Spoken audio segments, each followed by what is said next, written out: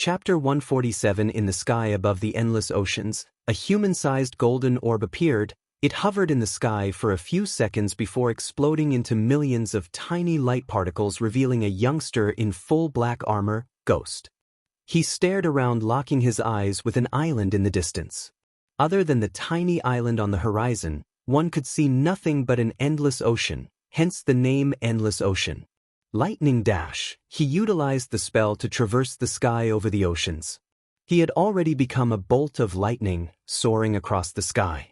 "Don't worry, baby dragon, I'll save you." As he flew, he murmured, patting his chest where the baby dragon was resting. Michael traveled over the endless ocean for another couple of hours before finally reaching the island. The tall mountain peak, which seemed like touching the sky itself, stood majestically. The island was surrounded by wildlife and numerous waterfalls. What was unique about this island was its color. When looked at from the sky, one could see all the 7 colors in the rainbow on the island. This was the first time he saw bright blue trees. Also, the island was very large, almost half the size of the Kingdom Breedia. However, there were not many people who lived on it, only a measly few 100,000 people, and a large portion of it was undeveloped wilderness. A huge 100-meter-tall stone tablet was inserted into the ground at the harbor, and on it were 2 large, finely engraved words, Rainbow Island. Michael descended into a dense forest on the island before walking towards the small port town not too far away. It was the only town on the island, and the entire population of the island lived there. "I never thought there would be a population living here," Michael thought. From what he heard from Gaia, most of the powerful cultivators liked to live in secluded islands before leaving to the cold mountains, where they would cultivate until either reaching the higher stages of cultivation or simply die of old age.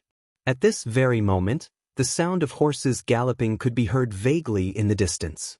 Numerous men on extremely simple horses slowly galloped over. They wore simple clothes. Dust and splashes of sand could be seen on their clothes. They all had a smile on their faces, a smile that would only come when they achieve peace with themselves. "Kimu, this time, we must stay in the sea for at least a month. This time I want to double our usual catch." The beefy, middle-aged man riding at the front laughed aloud. "Damn right, bro. Last time we came back from the sea too soon. If I could only catch a rare fish, it'll increase the size of my family. You know what I mean, hee." A young man in his late 20s grinned devilishly from beside the middle-aged man. His face shone bright, thinking about a great time with his wife. The men spoke as they rode their horses before quickly coming across Michael. His strange armor immediately drew the attention of the men, each observing the black-robed youngster in wonder. The group of people stopped 10 meters before him. The leader, the beefy middle-aged man, spoke to him. "Oi." Michael slowed his pace when he heard the horse galloping to get the directions to Layla's residence, as there was no big mansion in his eyesight while he was on the air. "You aren't a Rainbow Islander, are you? Where did you come from?" Michael glanced over the men. Other than the leading middle-aged man, who was at the body refining stage level 8, the others were only at level 5 or level 4. Michael waved with a smile on his face. "You are correct, brother. I'm not from Rainbow Island. I came to the island from a small kingdom in Elon continent." The man did not notice that Michael studied them to see their cultivation level. He said boldly, "Elon continent, huh? You're a long way from home. Oh, where are my manners? Name is Keenan, but you can call me whatever you want. If I remember correctly, the last time an outsider came to our island seemed to be 12 years ago. How do you want us to call you? Is outside okay with you?" Kenna asked, laughing. "I am Jake. I came to this island looking for Miss Layla Alden," he said politely. He did not look down on these people because of their cultivation level. Who knows what their relationship with the doctor? Lady Alden," the man quickly corrected Michael with a smile, and Michael could see their admiration and devotion these men have towards this Layla Alden. If he tried to disrespect Layla, he was sure that these men would fight for her honor with their pikes and fishnets. "Jake, you must have won some kind of competition and earned the chance to see Lady Alden." Keenan completely misunderstood the situation, but from his words, Michael realized that competitions are going on with the price of meeting this Layla Alden. His curiosity about this woman piqued. As Keena spoke, he pointed at the tall mountain in the distance. "Do you see that huge mountain? That's the holy grounds of the island, called Angel Peak. That's where the Lady Alden and her disciples live. Michael looked towards the mountain and then gave a salute with 2 fingers. Thank you, brother, for your help. I must see Lady Alden as soon as possible, so forgive me for bidding farewell. With that, Michael lightning dashed towards the mountain before Keenan could say a word. Very soon he arrived at the mountain peak. He did not hide his presence so he wouldn't look like an intruder trying to sneak into their home. Besides, Michael could already sense 2 powerful presents coming at him. State your name and your purpose of being here at our Angel Peak. A gentle, pleasant voice originated from the sky above the mountain. With 2 flashes of white light, 2 young, violet-dressed women appeared, both carrying Venas. The 2 females only seemed to be 20 years old. Their appearances were fair and alluring, rare beauties in the world. They were pretty enough to rival Claire, Selena, Peyton, and so on. After spending more than half a year in this world, he adjusted his mind to meet angelic beauties, so their beauty didn't surprise him much. However, what surprised him was that the 2 girls before him carried a celestial aura, like fairies. They clearly had something that those beauties he met previously never had. Even Gaia, level 10 core strengthening stage. The 2 girls before him were actually powerful level 10 core strengthening stage warriors. He quickly hid his shock, then he spoke calmly. I am called Ghost. Michael's instincts told him to go with the name Ghost instead of the name he gave to Keenan. Something about these girls made him believe that they could sense a lie. I need Lady Alden's help to save. The mistress of the island is currently in seclusion. She cannot help you now. Please come back another day. Although the woman sounded soft and respectful, Michael could sense a contempt in her voice, deep within. Michael did not show any of his inner emotions on his face. After all, it was him who needed Layla's help, not the other way around. After a slight hesitation, he asked, Then when will Lady Alden come out of seclusion? That's up to the mistress to decide. It may be a few days, a few months, a few years, or even a few decades. The woman continued testing Michael's patience. If he was stronger than them, he would have wiped that smug off her pretty face with a single slap, but for now, he could only suppress his irritation. Arg! Suddenly, a howl filled with utmost pain reverberated from a cave on the mountain peak. With it followed various rumbles as countless rocks were sent flying from the cave. At the same time, the invisible arch energy in the surroundings slowly gathered towards the hole, while an extremely profound presence descended from the void. Michael felt an immense pressure building up around him, making him almost kneel to the ground. It was like an invisible mountain was dropped on him. Even though he had never witnessed a sight like this before, he learned about this happening thanks to Abras memories. Someone is breaking through to the soul-refining stage. A sliver of shock had appeared in his eyes. Unexpectedly, the expressions of the 2 women changed. They immediately cried out, "Oh gods, he's woken again." Quickly, used the sound of the Vina to suppress his awakenings and put him to sleep again. We can't let him refine his soul, it'd be the end of him. The 2 women no longer paid any attention to Michael. They directly sat down in the air and placed the Vina they carried on their laps. Then they quickly but dexterously strummed the Vina's strings, creating a faint, divine melody. The pressure around Michael slowly decreased as he exhaled deeply. The melodious sound coming from the Vinas echoed through the air, covering the entire Angel Peak mountain. It seemed to hum with space, causing slight distortions in the surrounding space.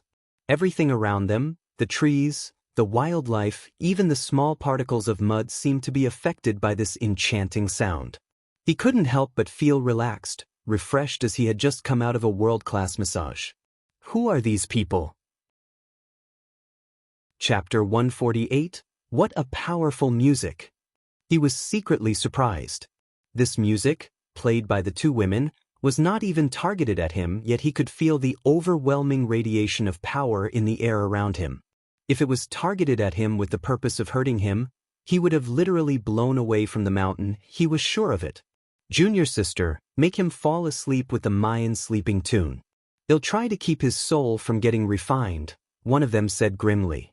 Although she seemed to be a powerful cultivator, it was extremely difficult to prevent someone's soul from getting refined and reaching the soul-refining stage. Yes, Senior. I'll come help you as soon as I put him to sleep, the other woman spoke sternly before abruptly changing the way she played the vina. The music produced became much softer, and it contained a soul-soothing charm. The melodious tune could pierce through all barriers to affect the spirits of people, causing them to feel relaxed and sleepy. The other woman's music also changed. Her tender fingers had already turned into blurs as they danced about on top of the vina strings, causing a lethal melody to fill all the surroundings. It caused the air around them to surge like a storm where the surroundings reacted to it. Under the effect of this lethal melody, all the particles in the world and arch energy around the island were affected. All kinds of energy gathered from every direction under the melody's control before merging up to form a great, tightly knit but invisible net, layering together to seal up the entire mountain and, as a result, obstruct the arch energy to be used in soul refining. In addition, silvery notes shot out from the vina one by one. They quickly flew towards the arch energy with a destructive aura radiating in an attempt to interfere with the arch energy. Michael had long sensed that the arch energy they were blocking was extremely powerful. It was far superior to the arch energy he had seen and used. This superior arch energy was called celestial energy. Anyone above the core strengthening stage could use a small portion of celestial energy in the world. The higher they climb up the cultivation stages after the soul refining stage, the more one could utilize the celestial energy in the world to cast a spell or increase their strength. The celestial energy slowly descended from the sky with an intense aura. As the destructive notes clashed with the celestial energy, it would ripple slightly, but it did not disperse and soon collided with the huge net. The net could only slow down its descent, but it could not stop it. The celestial energy slowly sank into the net, descending towards the cave. The woman who blocked the celestial energy looked grimmer than before. The melody played by her abruptly changed, and the destructive feeling suddenly disappeared, replaced by a muffled tune.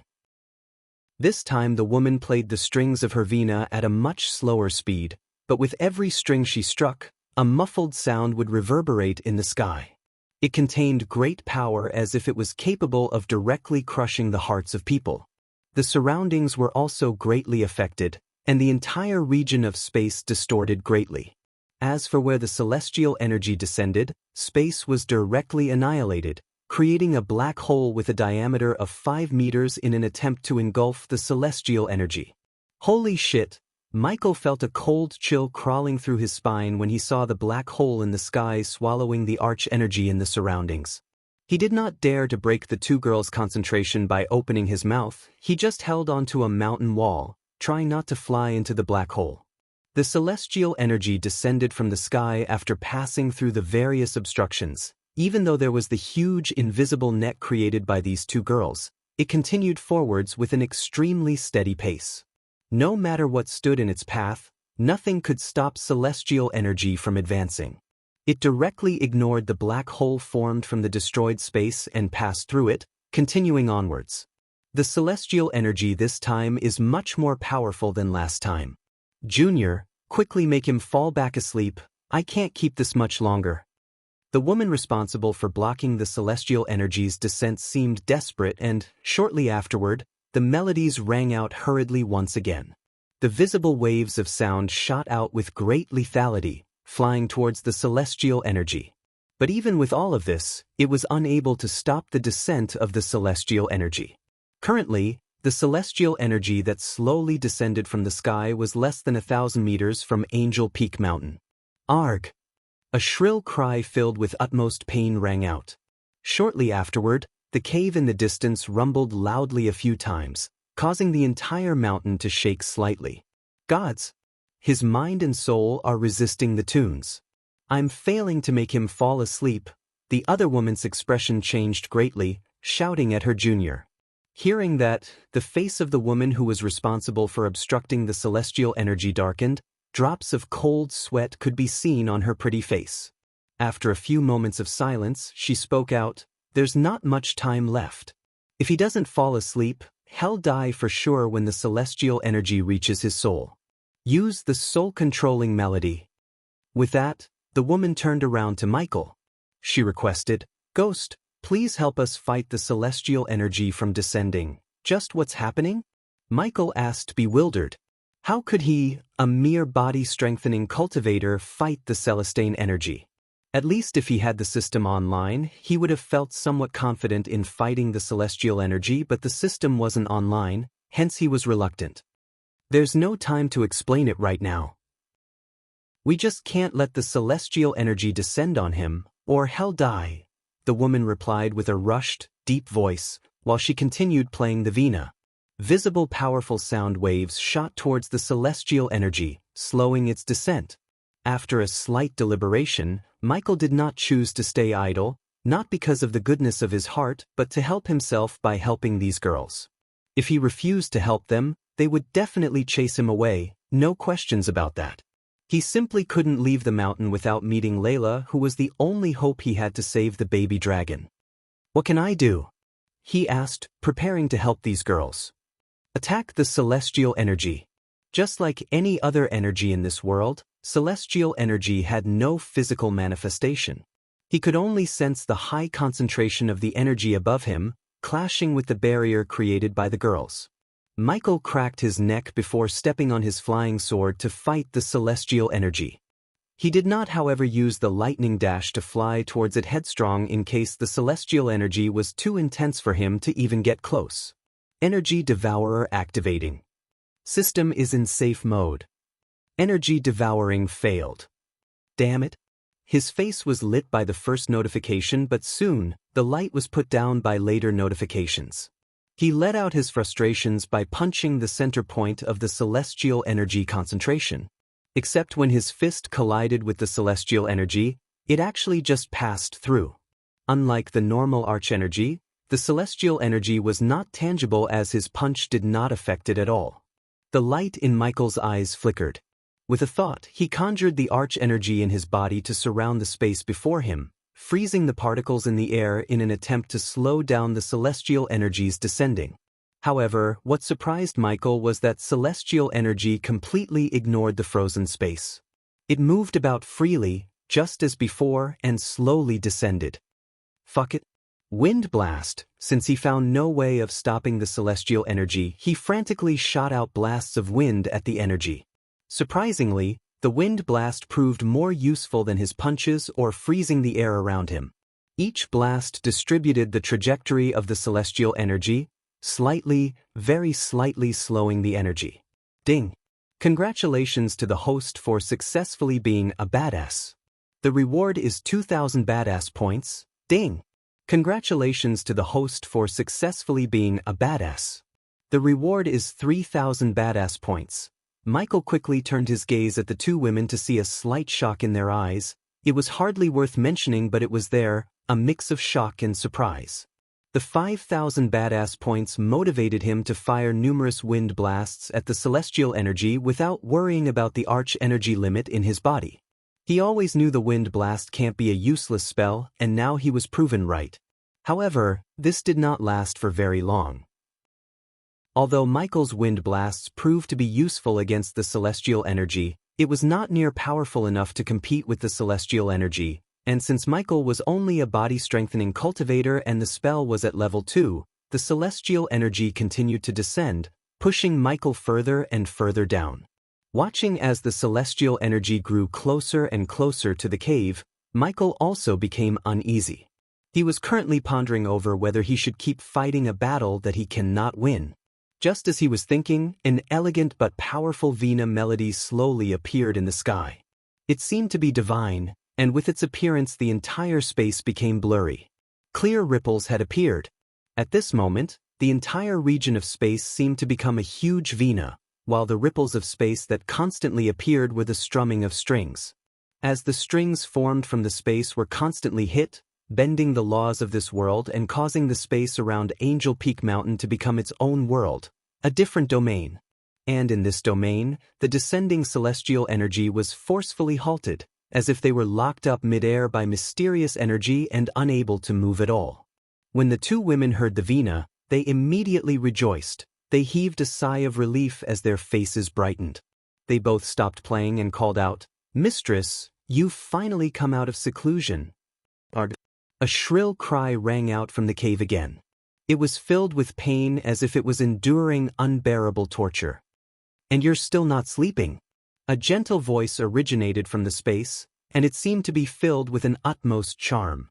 With just a single sentence, it seemed to be able to make everything in the world fall asleep. With that, the cries from the cave finally stopped, and shortly afterward there was the sound of something heavy falling onto the ground, followed by nothing but silence. The words did not only affect the person gone mad in the cave.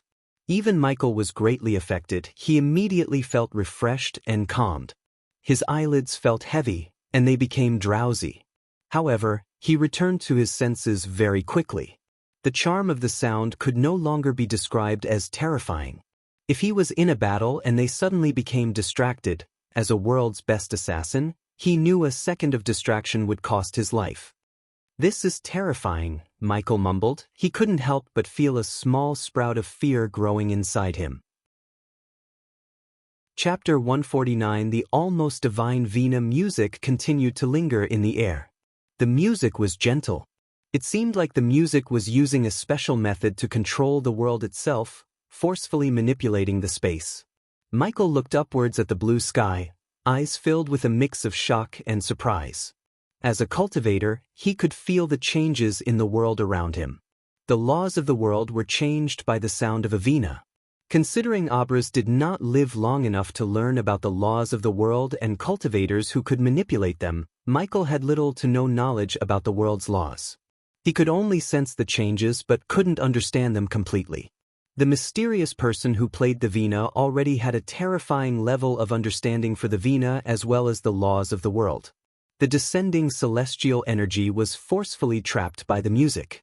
They paused for a while before slowly rising up the sky, being forcefully sent out of the region, eventually disappearing from the Angel Peak mountain.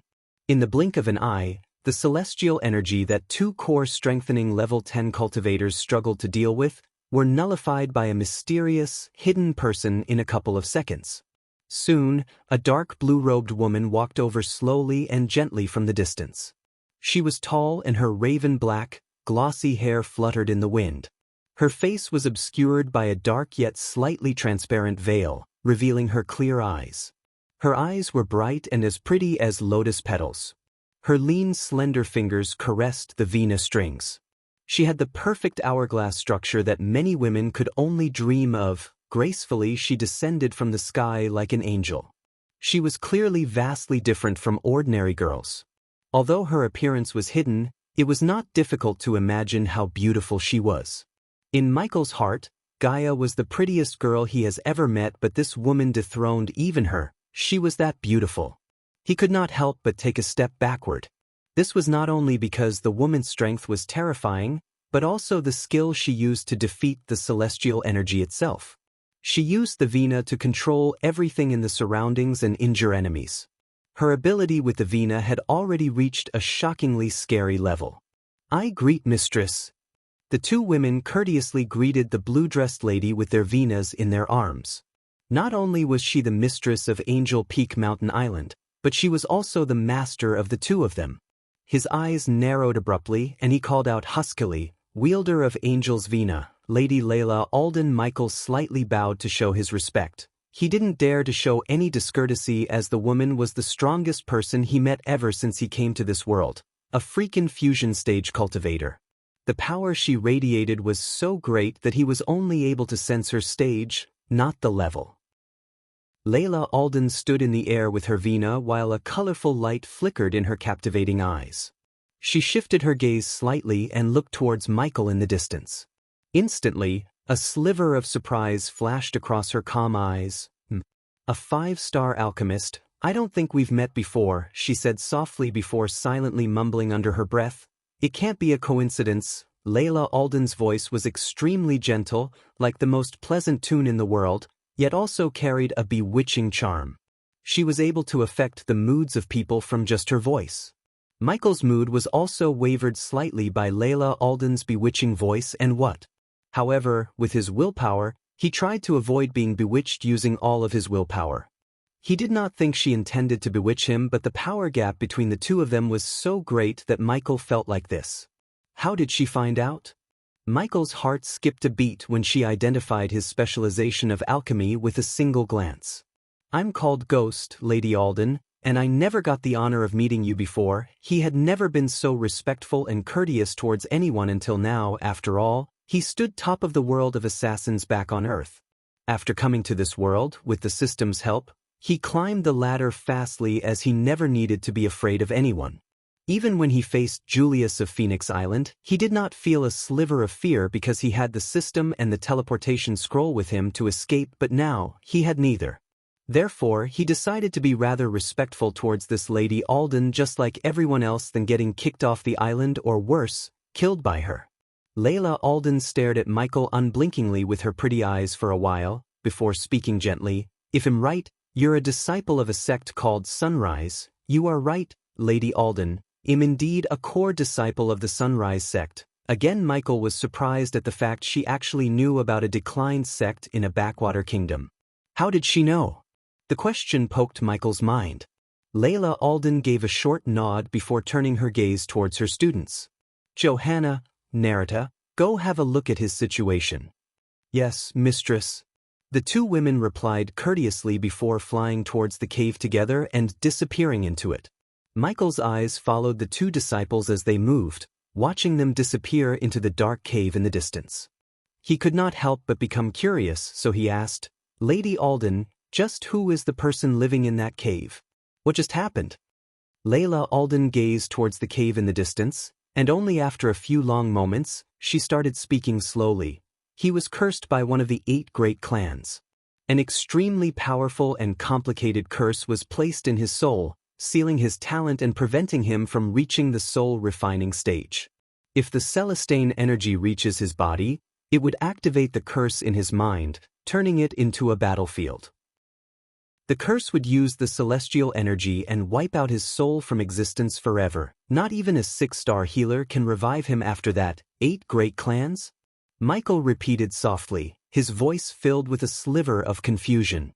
Looking at the bewildered expression on his face, she spoke gently, "Given the current situation, you should know about this. The 8 great clans are the most powerful organizations on the 4 continents. Most of them have existed for an extremely long time, having already existed even before the Guardian Guild had appeared in ancient times.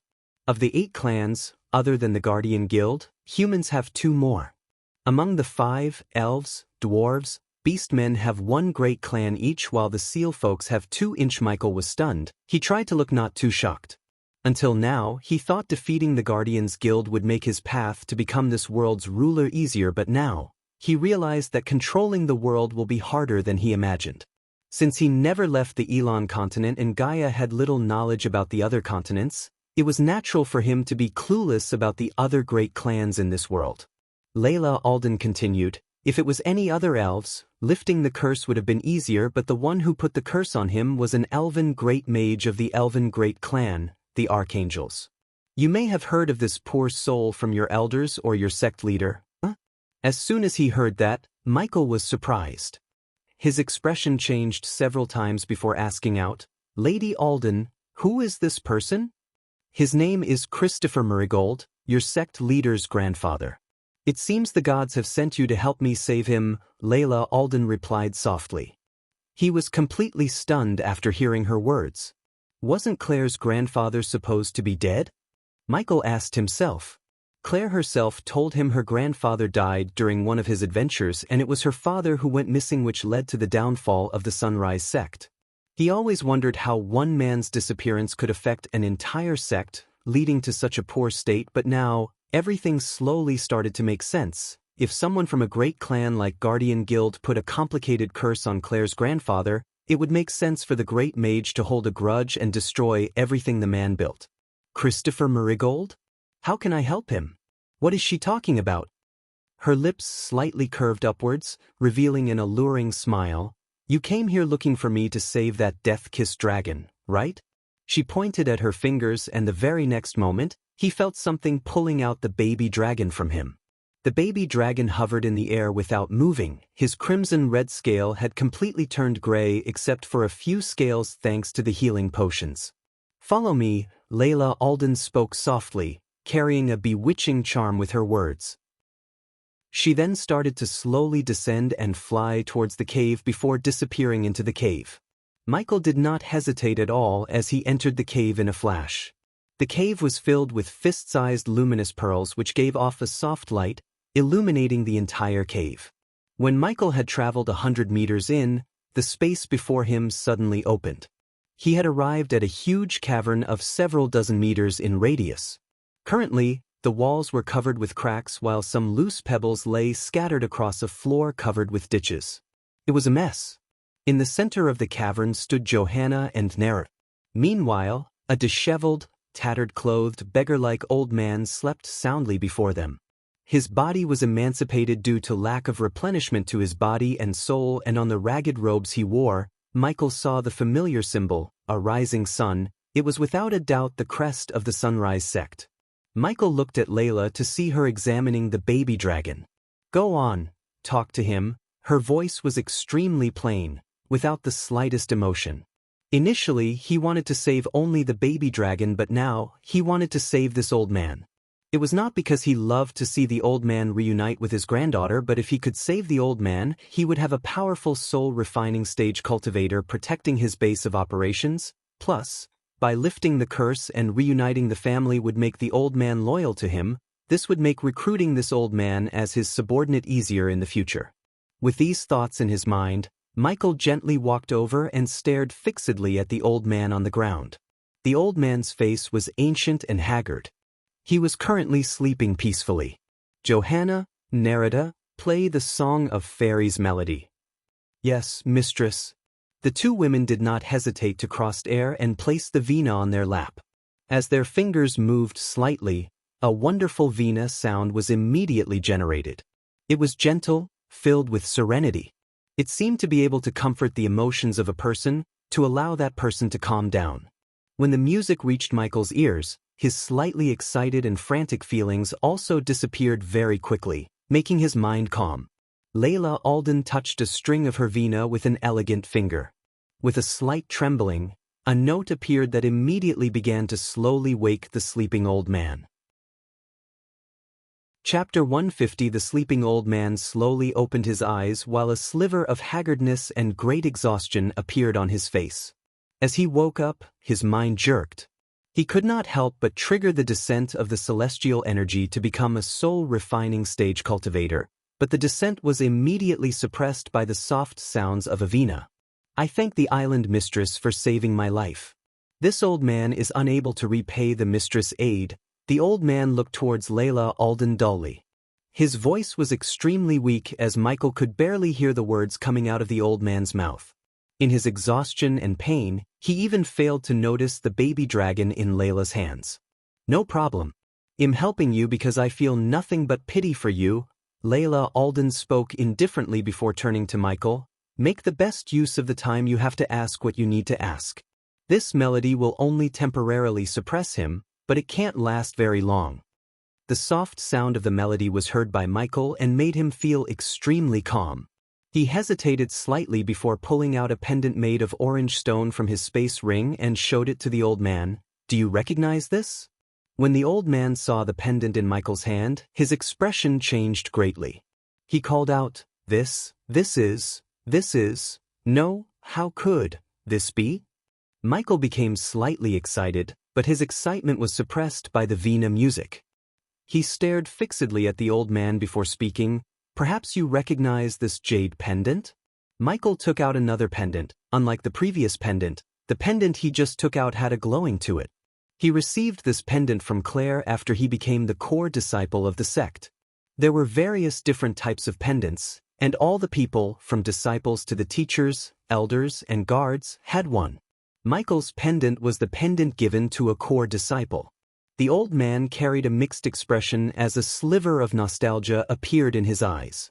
He recognized the origins of the pendant with a single glance, especially the morning sun's orange and the aged cracks on the pendant. He would never forget it, as it was created by no one but himself, decades ago. Where did you get this pendant?" the old man asked. His expression was extremely complicated. A mess of emotions emerged in his eyes. Right now, Michael had essentially confirmed his suspicions. He knew this man was Claire's grandfather, the previous leader of the Sunrise sect. It was sect leader Claire who gave it to me.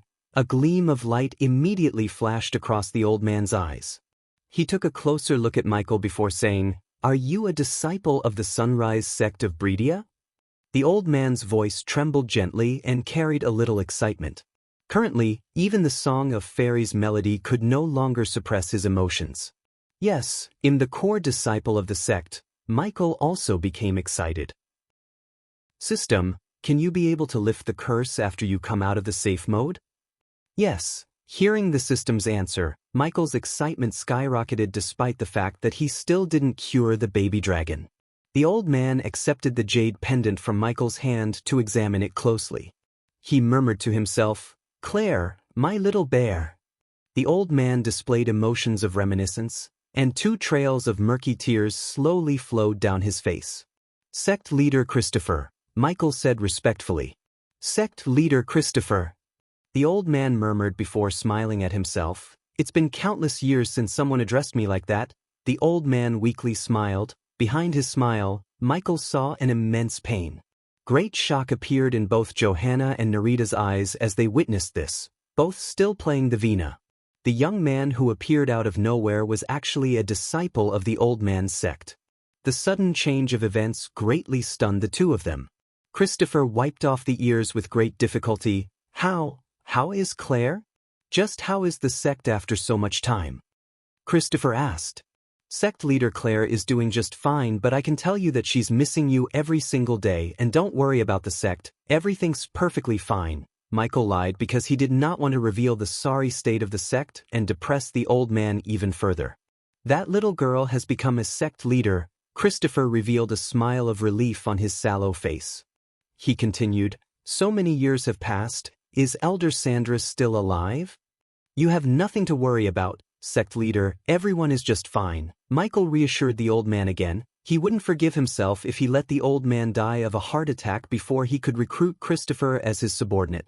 "Young man, I don't think I would last long enough to see my little girl." Christopher scurried the ground beside him to fish out a jade box. "Please, give this to her, she deserves this." Michael did not accept the jade box but asked him in concern, "Sect leader, what happened to you? How did you get cursed by an elven great mage?" Michael seemed to touch on the source of Christopher's pain. It caused his eyes to become dull, while deep sorrow appeared on his face. Only after a while did he begin speaking. "If I don't tell you now, Claire may not know what happened to her family forever." Christopher let out a long sigh. The color of reminiscence appeared in his eyes as he murmured, "Claire is not a pure-blooded human. She was born to my son and an elven general, Elasha of the House Elican." The old man's words shook Michael's heart. He never thought Claire was a half-elf.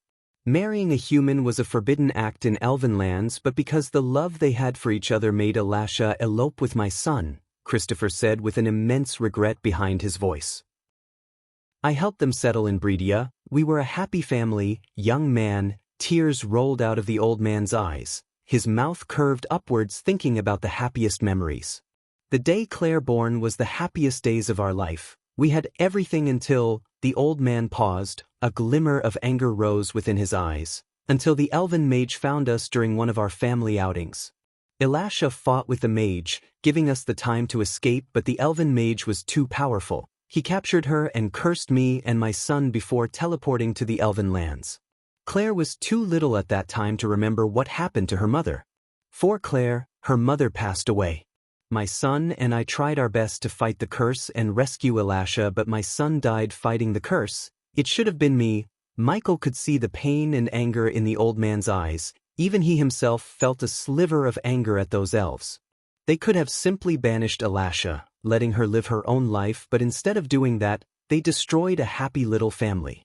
"I never thought your family and the elves have a history. What they did to all of you is horrible," Michael said, feeling sorry for them. Then he turned his gaze towards Layla. "Lady Alden, you said I may be able to help him. Tell me, what do I need to save them both?" Only now the old man looked closer at Layla to see the grayish baby dragon. His eyes instantly widened in shock. Standing to one side, she watched the scene with no emotions on her face. After a slight pause, she said, "Yes, I know a way to help him and heal this dragon, but it will not be an easy thing. In fact, there's a strong possibility that you will die if you chose to help them." When Michael and Christopher heard what she had said, both of their eyes glowed immediately while the light of hope began to shine in their hearts. Michael asked hurriedly, "Lady Alden, if there's something I can do to help them both, I will do it in a heartbeat." He did not back off from saving the baby dragon just because of her words. This was the time for him to take a risk. If anything goes wrong, he could always buy a teleportation scroll and escape. He was grateful to the system for at least letting him buy a teleportation scroll regardless of its current state. The system urges the host to take this risk. Just as he was thinking about the risk, he heard the system's voice in his head. It almost sounded like a plea. He frowned, but since he already decided to take this risk, he did not ask any question to the system. Layla said slowly, "There is something called demon dragon heart in the treacherous ocean. It's condensed soul energy left behind by an ancient demon dragon. Although it won't break the seal, if you can find the heart, you can temporarily suppress the curse in his soul and cure the death kiss. He can then live at least for another 200 or 300 years of his life without suffering." "Treacherous ocean, huh?" he said with a deep voice.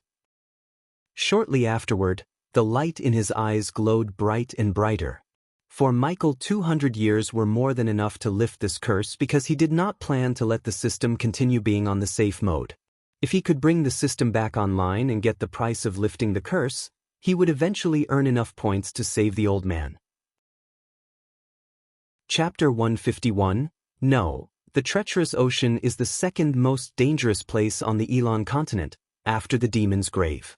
Even if Soul Refiner enters it, they might not be able to return. And something as great as the heart would only grow in the depths of the treacherous ocean. The dangers in the depths are several times deadlier than those on the outskirts. Young man, you must not go to the treacherous ocean. I can't let you sacrifice your life to save this old bag, Christopher said sternly. He was a disciple of one of the great clans. He read plenty of books about the dangers of the world, including the treacherous ocean. As a result, he knew about the treacherous ocean extremely well. Sect leader, I'm not doing this solely for you, I'm doing this for the both of you. Just like how much you love your granddaughter, I love that little dragon. If this demon dragon heart could save him, I will get it. With the heart, I can not only save him but also suppress your curse. You can't just give up and die, sect leader. Your granddaughter deserves better. She needs you. Michael spoke resolutely. He needed to go to the treacherous ocean, no matter how great the dangers were, to save the baby dragon. He did not fear it at all, as he had a gut feeling that this trip may bring the system back online. Christopher, your disciple fought the celestial energy without getting himself blown to death. Although it is rather dangerous to him, I think he can take care of himself if he's careful. Layla's nature-like voice appeared from one side. What? You survived fighting the Celestine energy descent? Christopher immediately became stunned. He stared blankly at Michael while great billows blew in his heart. For Michael, he did not realize how great a feat that he survived fighting the celestial energy descent. If he had known before that he could have exploded into a bloody mist, he wouldn't have chosen to even get near the celestial energy. It was the reason the two students of Layla were stunned to see him disrupt the celestial energy while being a mere body-strengthening cultivator. I could have died? Those bitches. Having heard the way Lialha talked about him surviving the celestial energy, he realized that it was a miracle he survived. He cursed at the two women who pushed him into the fight, knowing that he could die made him want to kick the crap out of them. What if I died? The mere question put a few cold sweats on his back. Michael showed those grave thoughts behind his head, nodding slightly. Sect leader, you should believe that I have the strength now. I'll definitely find this demon dragon heart in the treacherous ocean and save you both. He reassuringly patted the old man's hand before leaving the cave. Raising his head, he looked at the cloudless blue sky before sighing deeply. He slowly suppressed his jumpy emotions. Today's encounters were like a dream to him. He had never thought that he would find the supposed to be the dead grandfather of Claire on the Rainbow Islands, where he came looking for the so-called doctor who then turned out to be Layla Alden. Copycat, 8 great clans, celestial energy. Damn, this day has been a ride. He exhaled deeply. Well, why am I still thinking that this Layla is hiding something? He rubbed his chin when he heard Layla's voice from behind. You need to think this through. What you seek can only be found in the depths of the treacherous ocean. Do you really plan on going? Layla's voice appeared from behind. He turned back to see her gracefully walking towards him carrying the baby dragon in her hand. There seemed to be ripples in her eyes. They were alluring as if they could suck in the souls of people, which stunned Michael. However, with Michael's willpower, he did not lose composure. Please inform me of the whereabouts, Lady Alden. Layla stared fixedly into Michael's eyes. Michael did not show any signs of retreat and stared back at her. He remained calm throughout. This lasted for a while before Layla finally nodded. The treacherous ocean is known for its illusions. Various apparitions will appear, and the deeper you go, the stronger the illusions become. If you even slightly lose focus, you will become lost within. Your willpower should be enough to barely handle ordinary illusions. Without this death-kissed dragon, you asked me the same question, I would have just given you a map and sent you on your way, but this is a blessing in disguise. I knew she's up to something deep within those serene eyes. Michael noticed a hidden intention thanks to his ability to read people. You can't notice this, but this dragon radiates both the aura of the living and the dead because its soul is half a step into the realm of the dead. Using this dragon's aura, one can avoid being detected by most of the apparitions in the treacherous ocean. Since this decreases the danger of traveling into the ocean by several folds, and the demon dragon's heart is also extremely useful to me. It'll come with you, she said while caressing the baby dragon's grayish scale. He was still lying dormant in her hands. Aren't I a lucky bastard? Hearing her words, Michael was pleasantly surprised and his confidence in this trip into the treacherous ocean increased greatly. Although he still didn't know the full extent of her power, she was able to change the laws of the world as well as disperse the celestial energy through her vena melody, which was shocking enough. Soon after Layla discussed something with her students, Michael and Layla headed for the treacherous ocean together, leaving behind Johanna and Narita to guard the island. The sky was fine and cloudless. It fused with the northern seas far away, as if it was a beautiful piece of art. With a slight wave of her hands, she covered both of them with celestial energy to soar through the sky. Michael's body jerked before they already became faint blurs, shooting across the sky silently as there was not even a whistling of the wind. Lady Alden, if you don't mind me asking, can you tell more about the sea folk? As they flew, Michael asked, looking towards Layla. At first, he wanted to ask why was she healing a few people of royal land under the name of the doctor, but weirdly, she did not ask him how did he find her identity. Therefore, Michael did not choose to question her intentions in case she had her own selfish reasons that she did not want him to know. Considering even his encyclopedia of this world, Gaia, had little to no knowledge about the so-called sea folk, he decided to get some info on them from Layla. A sliver of shock flashed across Layla's eyes. She turned and glanced at Michael, asking, "Why do you want to learn about the sea folk?" Michael hesitated slightly before saying, "To be honest, as a guy who loves to travel around the world, I want to know more about the places and races I have little knowledge of. People in Breedia don't have much knowledge about the sea folk race." Lady Alden, she stared at him for a moment. She could tell he was genuinely interested in knowing more about the sea folk, and since they have a long way to go, she didn't mind telling what she knew about the sea folk to pass the time. Their existence is similar to magical beasts. They also cultivate by absorbing the arch energy and can take human forms and speak human language. They don't possess intelligence any weaker than humans, either. The sea folk race inhabits the very bottom of the sea and takes up a rather large region of the oceans, while the entire region is encased by an extremely powerful barrier. This barrier was created personally by the water god during primordial times, and even fusion stage cultivators like me can't break the barrier. Not only does it separate the seawater, it holds it back at a range of several thousand meters. At the same time, it protects the sea folk from invasions of another species. She paused for a moment and went on. To the sea folk, this barrier acts as if it doesn't exist. Although it's unbreakable to most of the people on land, it will let anyone under the core strengthening stage enter the sea domain. Anyone under core strengthening stage. He took a note in his mind as she continued. I've visited the sea folk twice before. Although I don't know the situation there very well, I have some rough, general knowledge like they not only hate humans, but they also disapprove of them very much. If human experts want to survive there, they must be extremely cautious. Once they offend a member of the sea folk race, they will receive the hatred and pursuit of various other sea folks until they die or escape from the sea domain, which is very unlikely once the sea folks put a target on them. Michael pondered in silence for a while before continuing his questions. Lady Alden, just how powerful is the sea folk? Compared to the humans in the Elon continent, are they stronger or weaker? The sea folk is very powerful, Layla said sternly. In the ancient times, all the races except the sea folks waged war with each other for resources, lands, and whatnot. All sides suffered great losses, and several half-immortals fell, ending their legacies. Since the sea folk never took part in these ancient wars, their strengths and legacies were preserved perfectly. Although there aren't as many half-immortals across the entire sea folk as the ancient times, it's still not something the Elon continent or the beings living on the land can match. It's just that the sea folk evolved from marine organisms, so they're only made to inhabit the sea. In the sea, it's much easier for them to achieve greater results in cultivation. But once they leave the sea, cultivation becomes several-fold more difficult. They have always stayed in the sea and have basically never come to the land.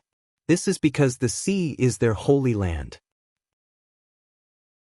Chapter 152. The Sea Folk race is split into mainly 3 factions: the Water God Hall, the Sea Serpent Hall, and the Arctic Hall.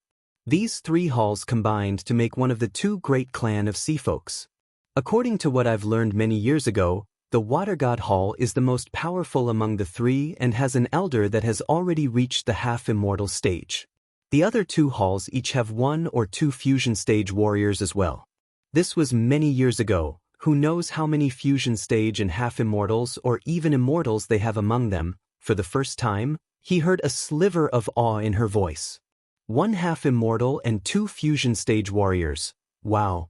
Michael was also astonished by listening to Layla. As she said, this was years ago, he could only imagine how powerful they are now. He did not think any one of the races living on the land was weak, but because the sea folk never took part in any wars, he knew their strength is far superior to the land crawlers. If he could, he wanted to visit the sea folks soon. He had gained a rather rough understanding of the sea folks from Layla.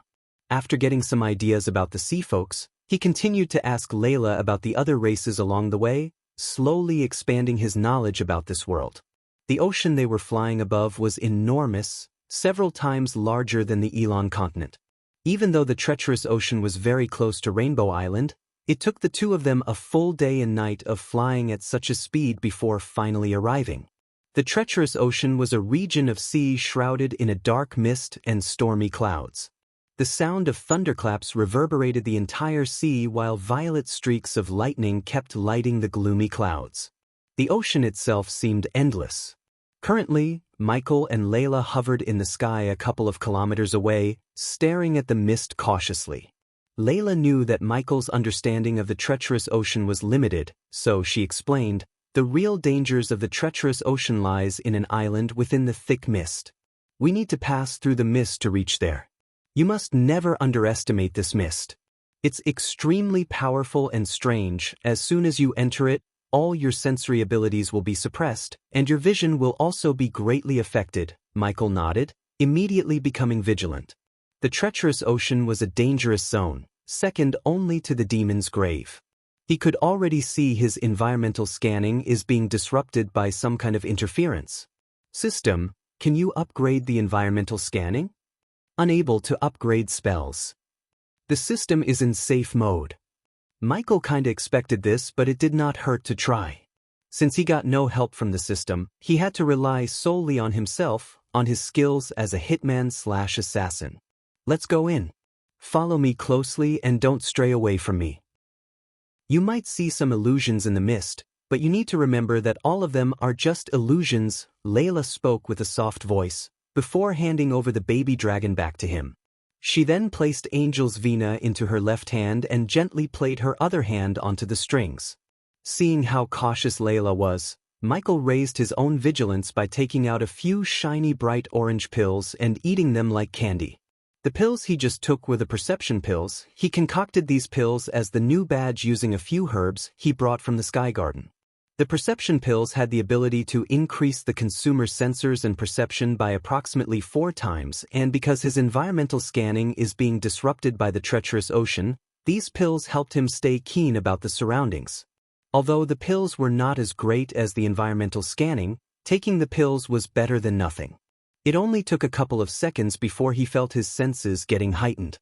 He turned to see even the smallest details of Layla's robes, like those few dust particles on the robes, the teeny tiny birthmark on her slender neck that he didn't notice before. "Lady Alden, you want some?" He quickly stopped checking her out and asked her. "No, thanks," she gently shook her head. He shrugged, putting the baby dragon into his pocket, and moved closer to Layla before they slowly flew towards the fog together. As soon as he entered the fog, Michael felt like he had stepped into another world. It was misty white all over. Even with his heightened vision, he could only see 5 meters ahead. "Even with your dragon's aura around us, we'll encounter some attacks in this mist. Be careful." Layla's voice appeared on one side. Michael unsheathed his sword as he did not underestimate this place, not even for a bit. The two of them advanced carefully.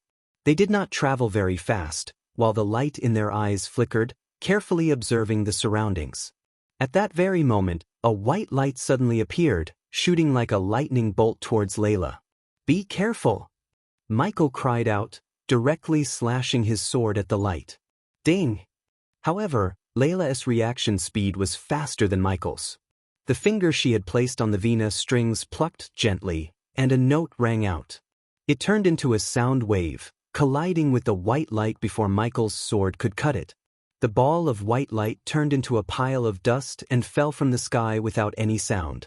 Michael stared blankly at the pile of dust. What is that? Just a moment ago he did not manage to see what the ball of white light was. Those are mutated fish that inhabit the nearby water. Its speed is especially quick, and this fish has already reached the strength of level 5 body refining beast. Layla spoke indifferently. She clearly had an extremely great understanding of the place. Hearing this, Michael was secretly shocked. People like Victoria were boasting about their cultivation speed when they were at the level 5 body refining stage, but here, even a mere fish was at that exact level. A cultivator could manage to easily kill the fish just how Layla did, but Michael knew if those fishes came to attack with hundreds of its friends, they would be in deep trouble.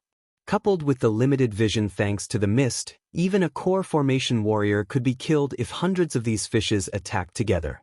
The two of them continued their way in the mist. After the attack from the weird fish earlier, he became even more watchful of his surroundings. The last time he checked, the responsive shield was still working, therefore he did not need to worry about the attacks of anything under body strengthening stage level 6. However, he could tell that he's going to meet stronger foes further down in the road. As they advanced deeper and deeper, the weird mist also became thicker and thicker. Michael's heightened range of vision had already shrunken to 2 meters. Crossing the 2 meters, he could see nothing but the misty white screen. For others, looking through the eyes was the only way to see, but for Michael, he trained to perceive the surroundings using all of his senses. He listened and smelled on top of looking to be aware of the mist. Even though Layla's figure started to become blurrier, he followed her behind, smelling the alluring fragrance coming from her. "Lady Alden, just how big is this area? How much further until we leave this damn region?" "We need to travel roughly 100 kilometers more to get out of this mist. With our current speed, it should take 5 or 6 hours. If we are lucky," Layla spoke calmly while her bewitching eyes flickered, vigilantly observing the surroundings. At that very moment, another few streaks of white light shot from the surroundings with lightning speed just like before, except, this time Michael had sensed them thanks to his enhanced hearing. He swiftly slashed at the 2 streaks of white light without moving his body too much. There was no fancy move, just a plain simple slash, but it was lethal enough to take 2 lives. Ding! Congratulations to the host for killing a body refining stage level 8 mutated beast. The reward is 6,000 experience points and 200 badass points. Ding! Congratulations to the host for killing a body refining stage level 8 mutated beast. The reward is 6,000 experience points and 200 badass points. Soon, the 2 white streaks of light turned into dust, falling near his feet. Just as he lifted his sword to kill the rest of them, a clear note suddenly rang out. It turned into a visible sound wave that expanded into the surroundings. As the streaks of light came into contact with the sound wave, they immediately turned into a pile of dust, ripped apart by the Vina note. Michael narrowed his eyes slightly in a way it could not be detected. His recognition for the woman's strength increased by a level. She could display such strength with just a casual note. Even if these fishes were at the core formation stage, he could tell that they would not be able to withstand the power of her notes. Continuing onwards, Michael and Layla both suffered constant attacks from the mutated fish. With each wave of the attack, the number of fishes that attacked them increased significantly. Fortunately for Michael, they didn't get attacked by fishes stronger than a body-strengthening stage 5. He slashed and diced them effortlessly. This put a small smile on his face as he acquired quite a lot of experience points killing these fishes. He would have killed more if Layla didn't massacre the majority of the fishes of each wave with a single note from her Vina. The 2 of them flew steadily through the fog for 7 continuous hours before passing through the region of fog and reaching the outskirts of the treacherous ocean. The deeper they went, the thicker the mist became. After over 8 kilometers, the mist had become so thick that he could barely see anything. Only the faint fragrance at Michael's nose signified her existence. This made Michael rely on his nose to detect where she is, using the fragrance from her body. Suddenly, Michael felt the mist before him surge violently.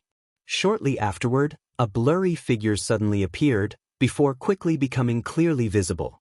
It was a man in his late 60s. He wore a black suit and black trousers. In one hand, he held a bloody knife while in the other, he held a silencer-attached Beretta 92. Michael stared blankly at the old man who was smiling wickedly at him. His emotions were overwhelmed by disbelief. Along with disbelief, in Michael's eyes, a cocktail of anger, fear, and respect could be seen. Diddle. Diddle. Diddle. We are so little, the old man slowly uttered these words, stirring the buried emotions deep within his heart. Spectre! Michael unconsciously called out. His voice was filled with rage, and even his eyes became rather bloodshot. Chapter 153. Michael's heart began to tremble violently, and he tightly clenched his hands. He knew that it was an illusion from the mist, so he was unable to do anything about it. All he could do was remain clear-headed and not fall into it. At that very exact moment, Michael's body jerked violently. To his side, he suddenly saw a redhead girl who seemed to be in her late 20s walking out of the mist to stand next to the old man. Just like the old man, she too wore a black suit and trousers with a black tie, but her white shirt was drenched in blood. You killed me. Suddenly, the girl, with her bloody face, saw Michael and cried out. Her voice was extremely miserable. It contained a mix of anger as well as sadness. Soon after the girl, more and more black-suited people drenched in blood appeared out of the mist. All of their bodies were littered with bullet holes. Michael's body began to tremble violently while a monstrous killing intent had already appeared in his heart. Just when he was staring at the 20 people he knew extremely well, more figures walked out of the mist, and this time, they weren't grown men in black suits but gentle-looking women and little children. The commonality between the latter and the black-suited people was they all had bloody wounds. This is all an illusion. Spectre is dead, all of his students are dead, I killed them, Michael constantly mumbled to himself, forcing himself to calm down. Although he knew this was all just an illusion, what was happening was actually Michael's greatest anguish. Aren't you gonna save me, Michael? The girl called out for help once again. Her despaired voice was heard by Michael, slowly piercing Michael's heart. Arg! A miserable cry came from the other side. He turned to see one of the gentle-looking women was shot in the chest by one of the black-suited people. The woman collapsed in a pool of blood. Her clothes were dyed red by the blood, and even the ground had become red. The children were screaming in horror, but it just put a wicked grin on the black suit man's face as he slowly made his way towards the children like a tiger hunting a group of helpless rabbits. Michael! Michael! Save them! The woman who got shot by the man looked towards Michael lifelessly and spoke weakly. The light in her eyes was quickly disappearing, soon becoming dull.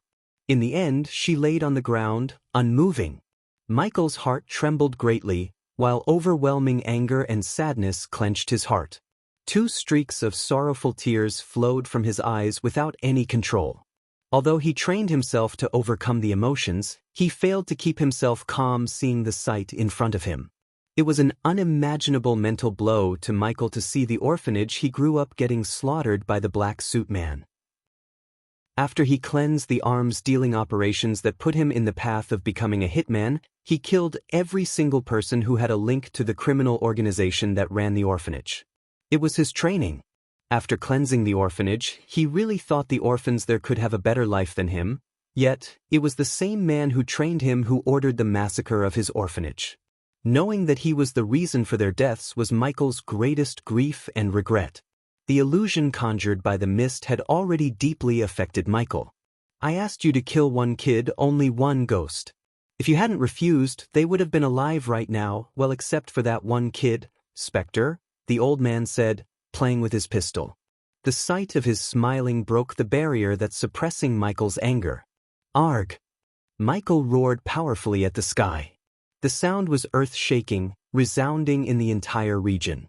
With the roar, an immense murderous aura, along with extremely dense killing intent, began to radiate from his body. The arch-energy in his body poured steadily into the sword, causing it to glow brightly with its dark light.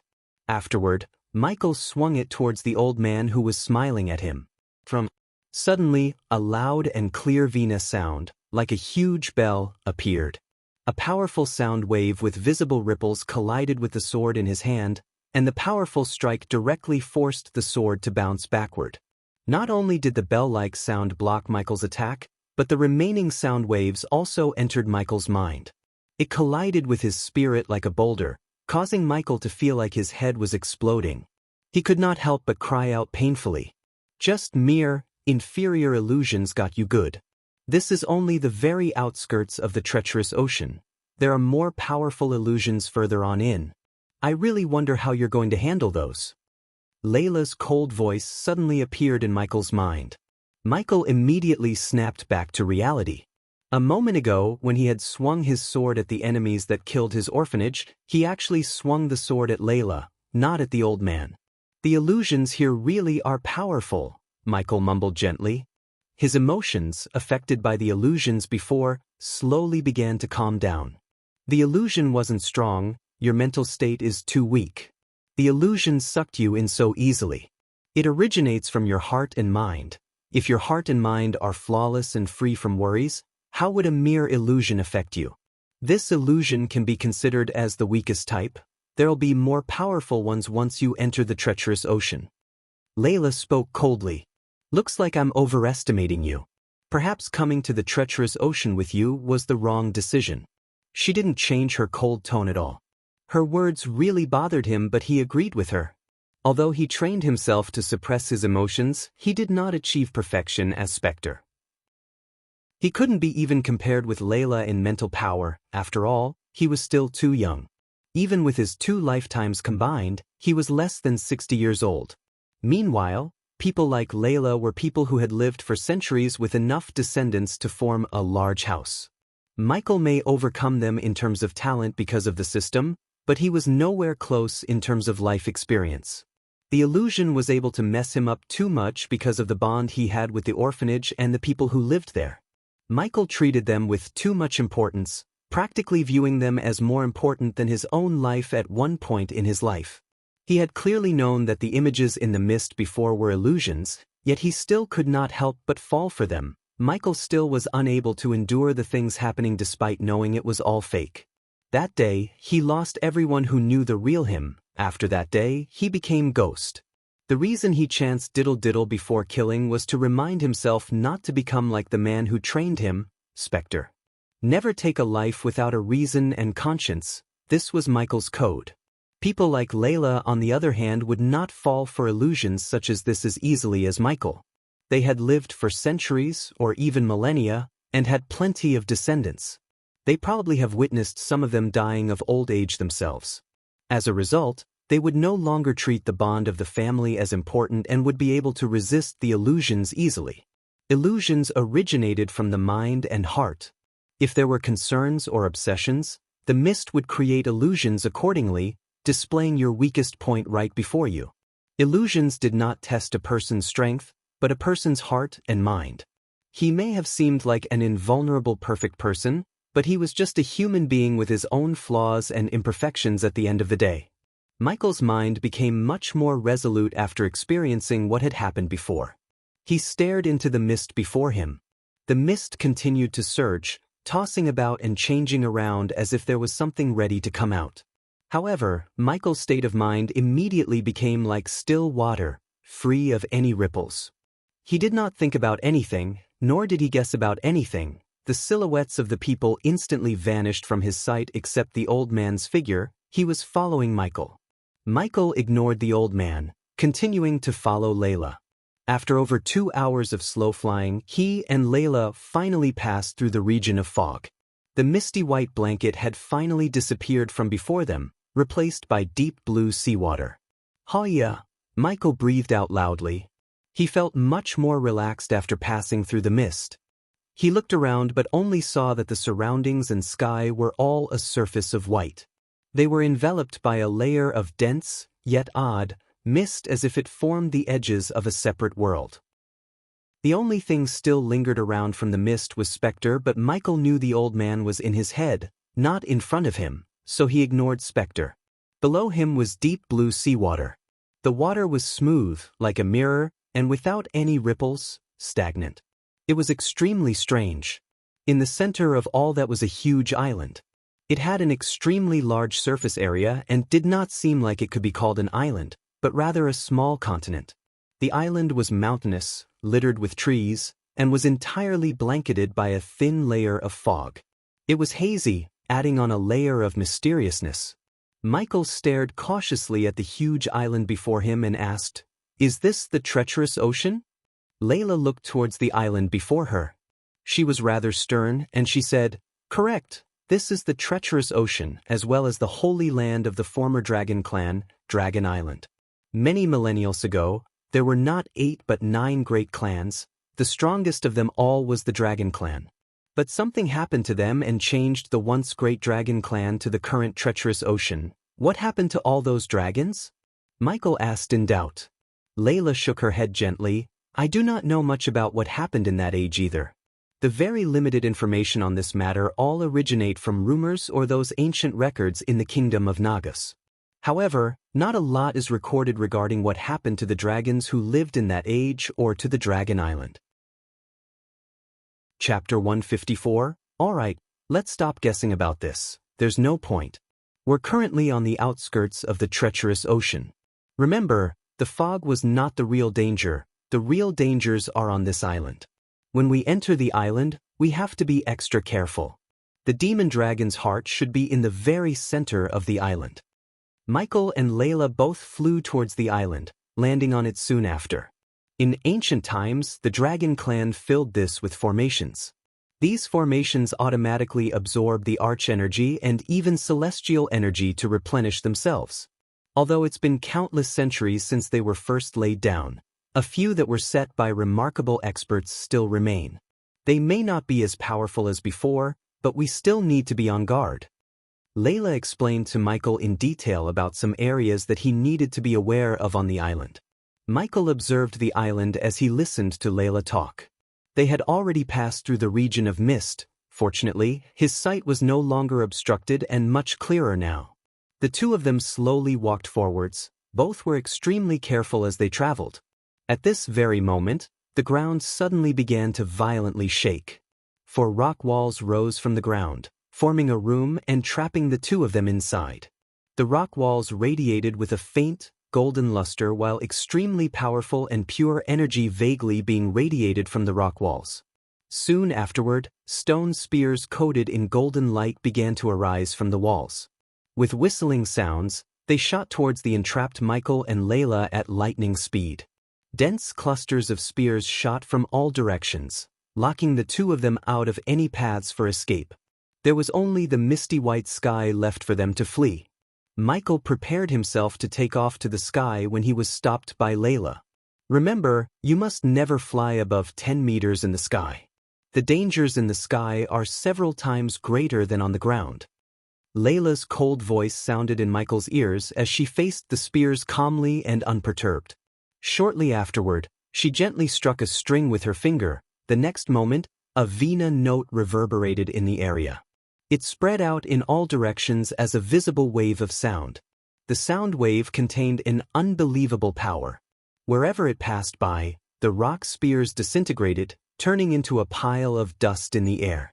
The visible sound wave cut through the surroundings like a hot knife through butter before colliding forcefully with the rock walls that trapped them in. With a rumble, the walls trembled violently before crumbling to the ground. The confining rock walls could only be used against anyone under the core formation stage. It was nothing to a fusion stage cultivator like Layla. However, it would be almost guaranteed death if Michael alone had been trapped by it. Breaking out of the rock walls, Michael and Layla continued on their way, walking directly towards the general region of the island. In the following part of the journey, they both experienced constant attacks from various traps. However, these attacks were not prepared for a fusion stage cultivator. Because of that, they were unable to pose much of a threat to Layla. The journey was frightening, but not very dangerous. Suddenly, a loud beast roared in the distance. The ground began to shake gently as a humanoid giant of over 15 meters in height ran towards them from afar at an exceptional speed, constantly roaring along the way. "A rock golem," Layla calmly muttered. The rock golem ahead radiated an aura of a level 4 core formation warrior. Soon, her finger moved gently on the vina string, and a sound wave immediately shot out towards the incoming war beast in the shape of a sharp arrow. The arrow formed from sound pierced through Rock Golem's chest. Rock Golem's overwhelmingly powerful defense was akin to soft butter before it, and the arrow punched a head-sized hole with no difficulty. Yet, no blood flowed out.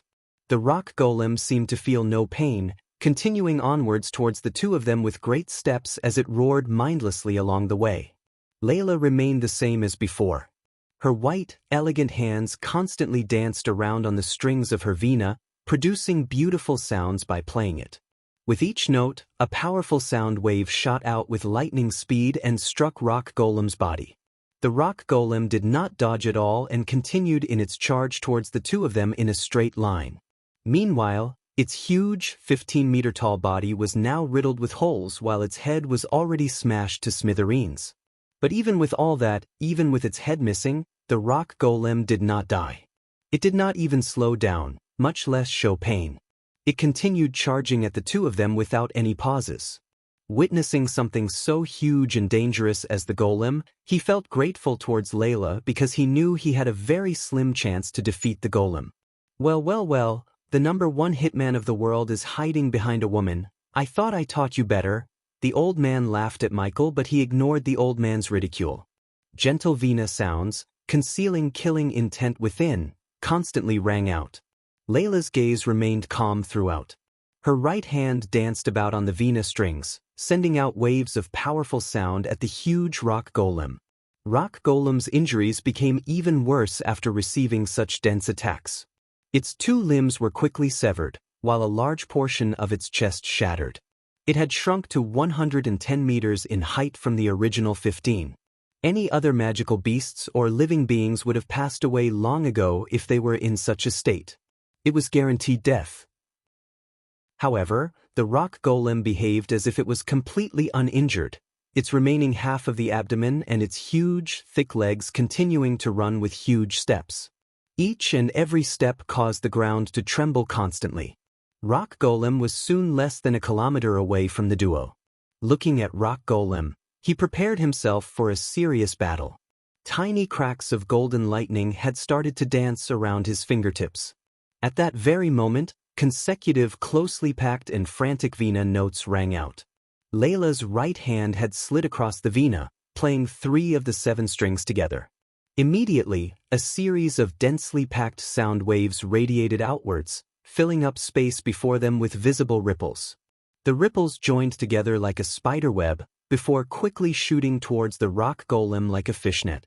The fishnet of sound passed through Rock Golem's body without any obstructions and disappeared into the distance. Soon, the huge Rock Golem collapsed loudly. Its entire body had become cubes of rock that fell to the ground, carved into countless pieces by the net of sound waves. Michael stared at the countless pieces of the Rock Golem curiously. After this battle, he couldn't help but wonder how powerful a fusion stage rock would be.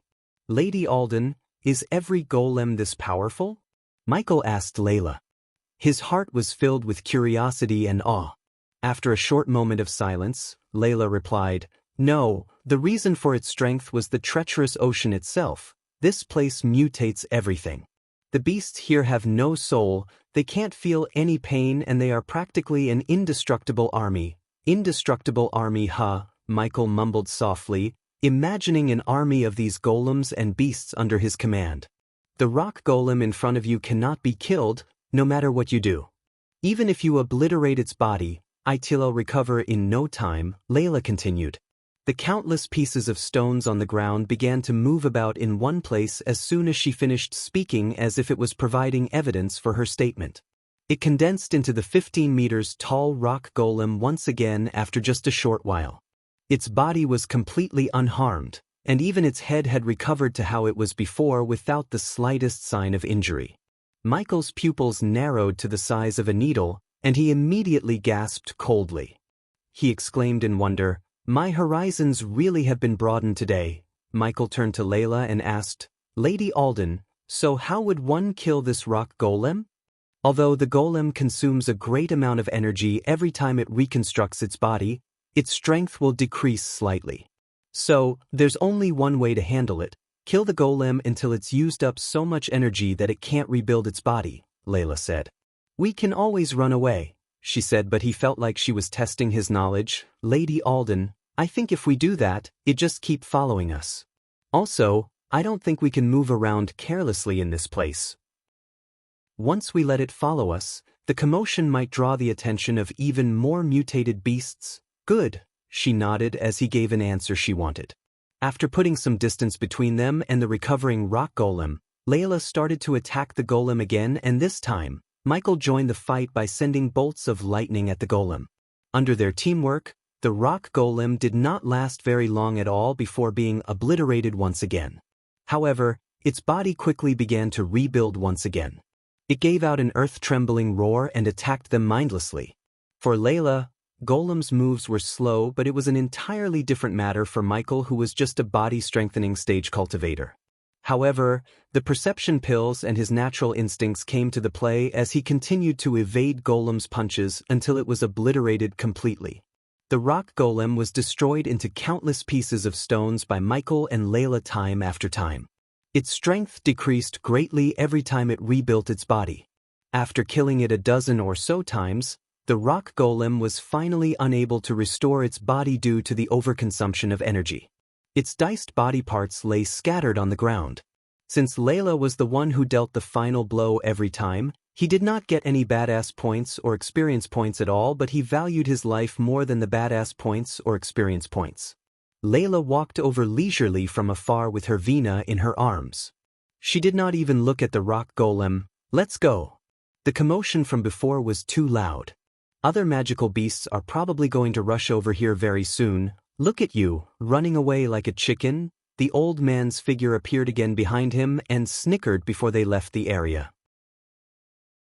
Chapter 155. Michael glanced deeply at the countless pieces of stones of the golem. He did not say anything and silently followed Layla away. Just as the two of them traveled several kilometers, they immediately felt several powerful presences appear behind them. They were all from magical beasts and golems that had reached the core strengthening stage. Not too long afterward, another dozen or so weaker presences appeared from behind, all of which were at the core formation stage. Michael looked back.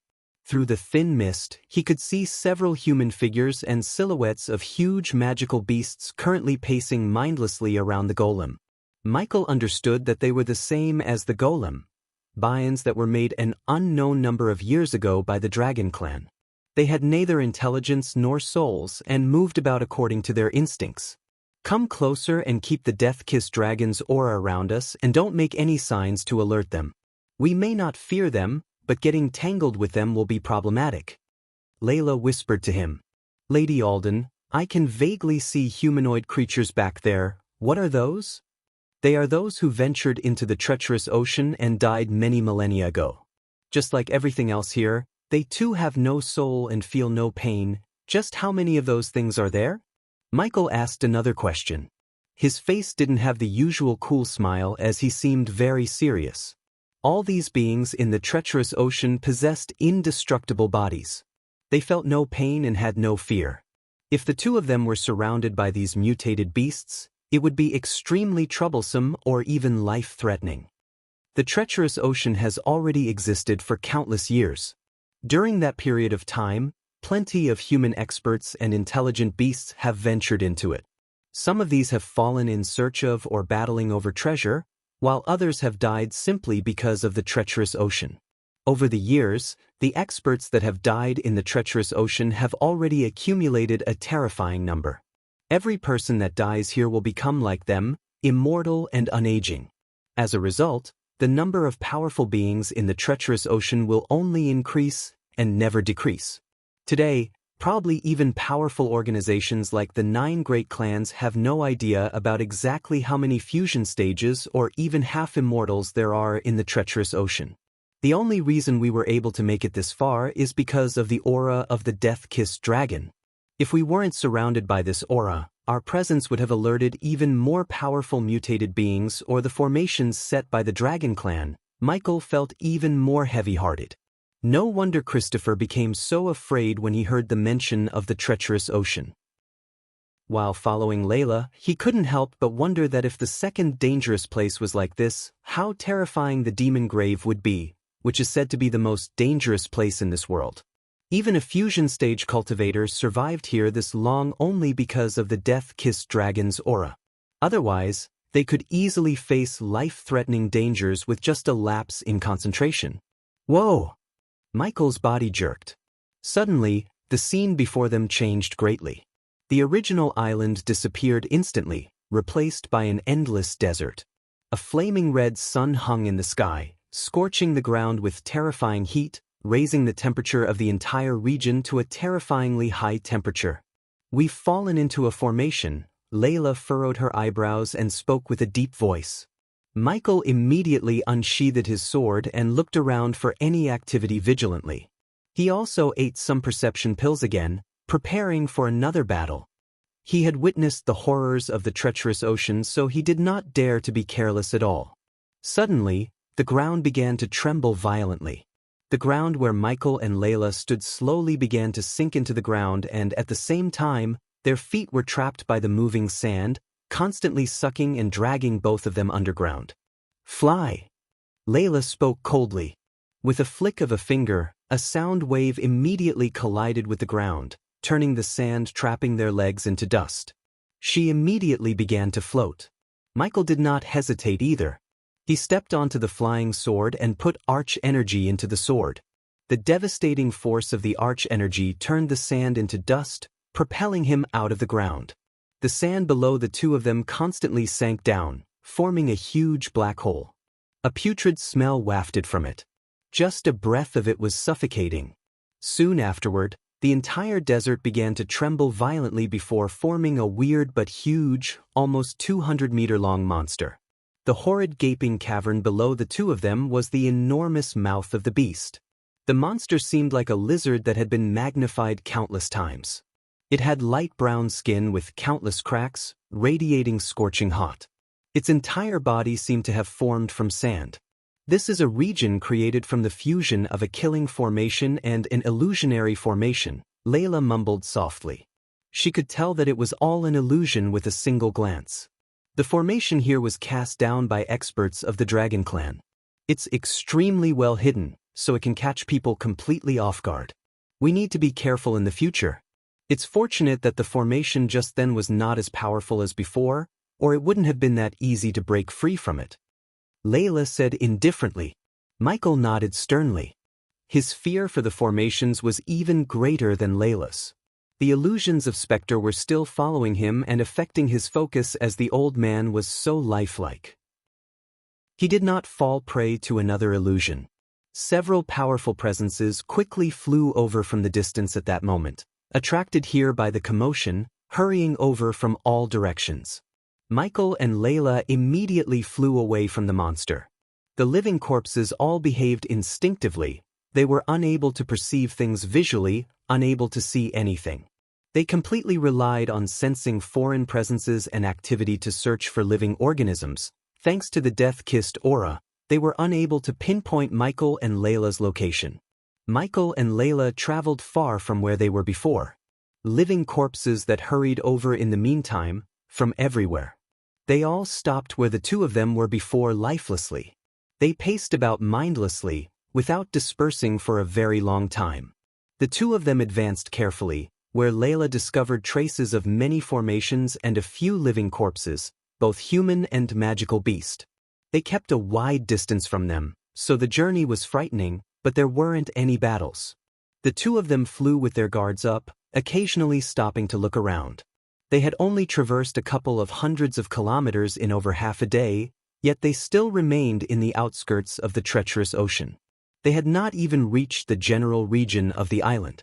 The sky, concealed by a thick layer of fog, darkened slowly. The darkness of night filled up the treacherous ocean slowly. As expected, both of them were unable to see in the darkness of the treacherous ocean, which caused the range of their vision to shrink constantly.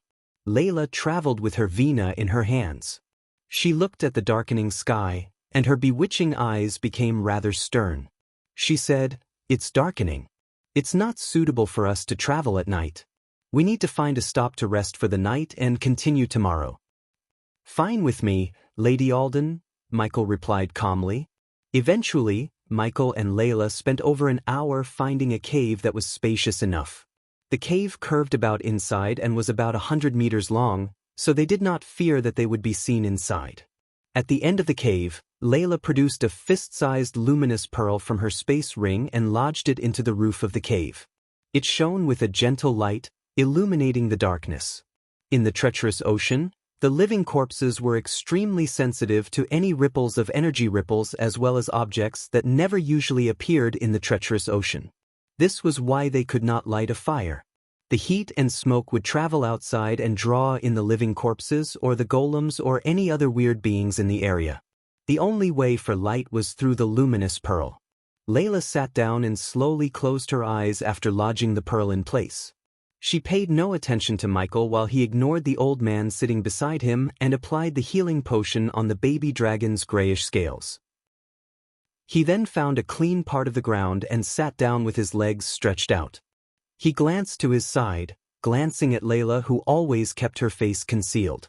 "You are not the ghost I know, kid. You have become weaker. Get out of my head." Michael closed his eyes for a moment, calming himself down.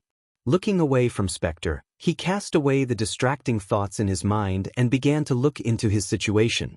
He first opened up the system's interface to see it still in safe mode. His remaining sword was almost on the verge of breaking because of the fight he had with the fishes and the golem on their way.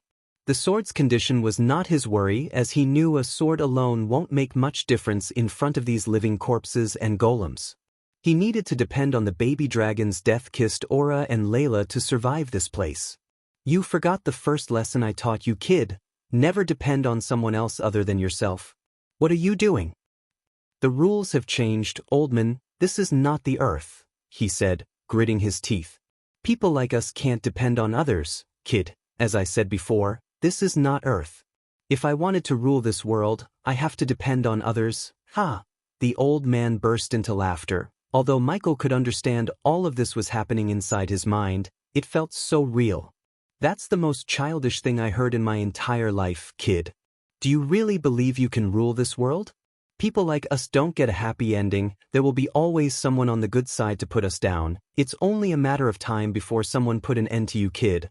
"I know it's not you talking but my own subconscious mind." Michael gave a short slap to the back of his head and ignored the old man.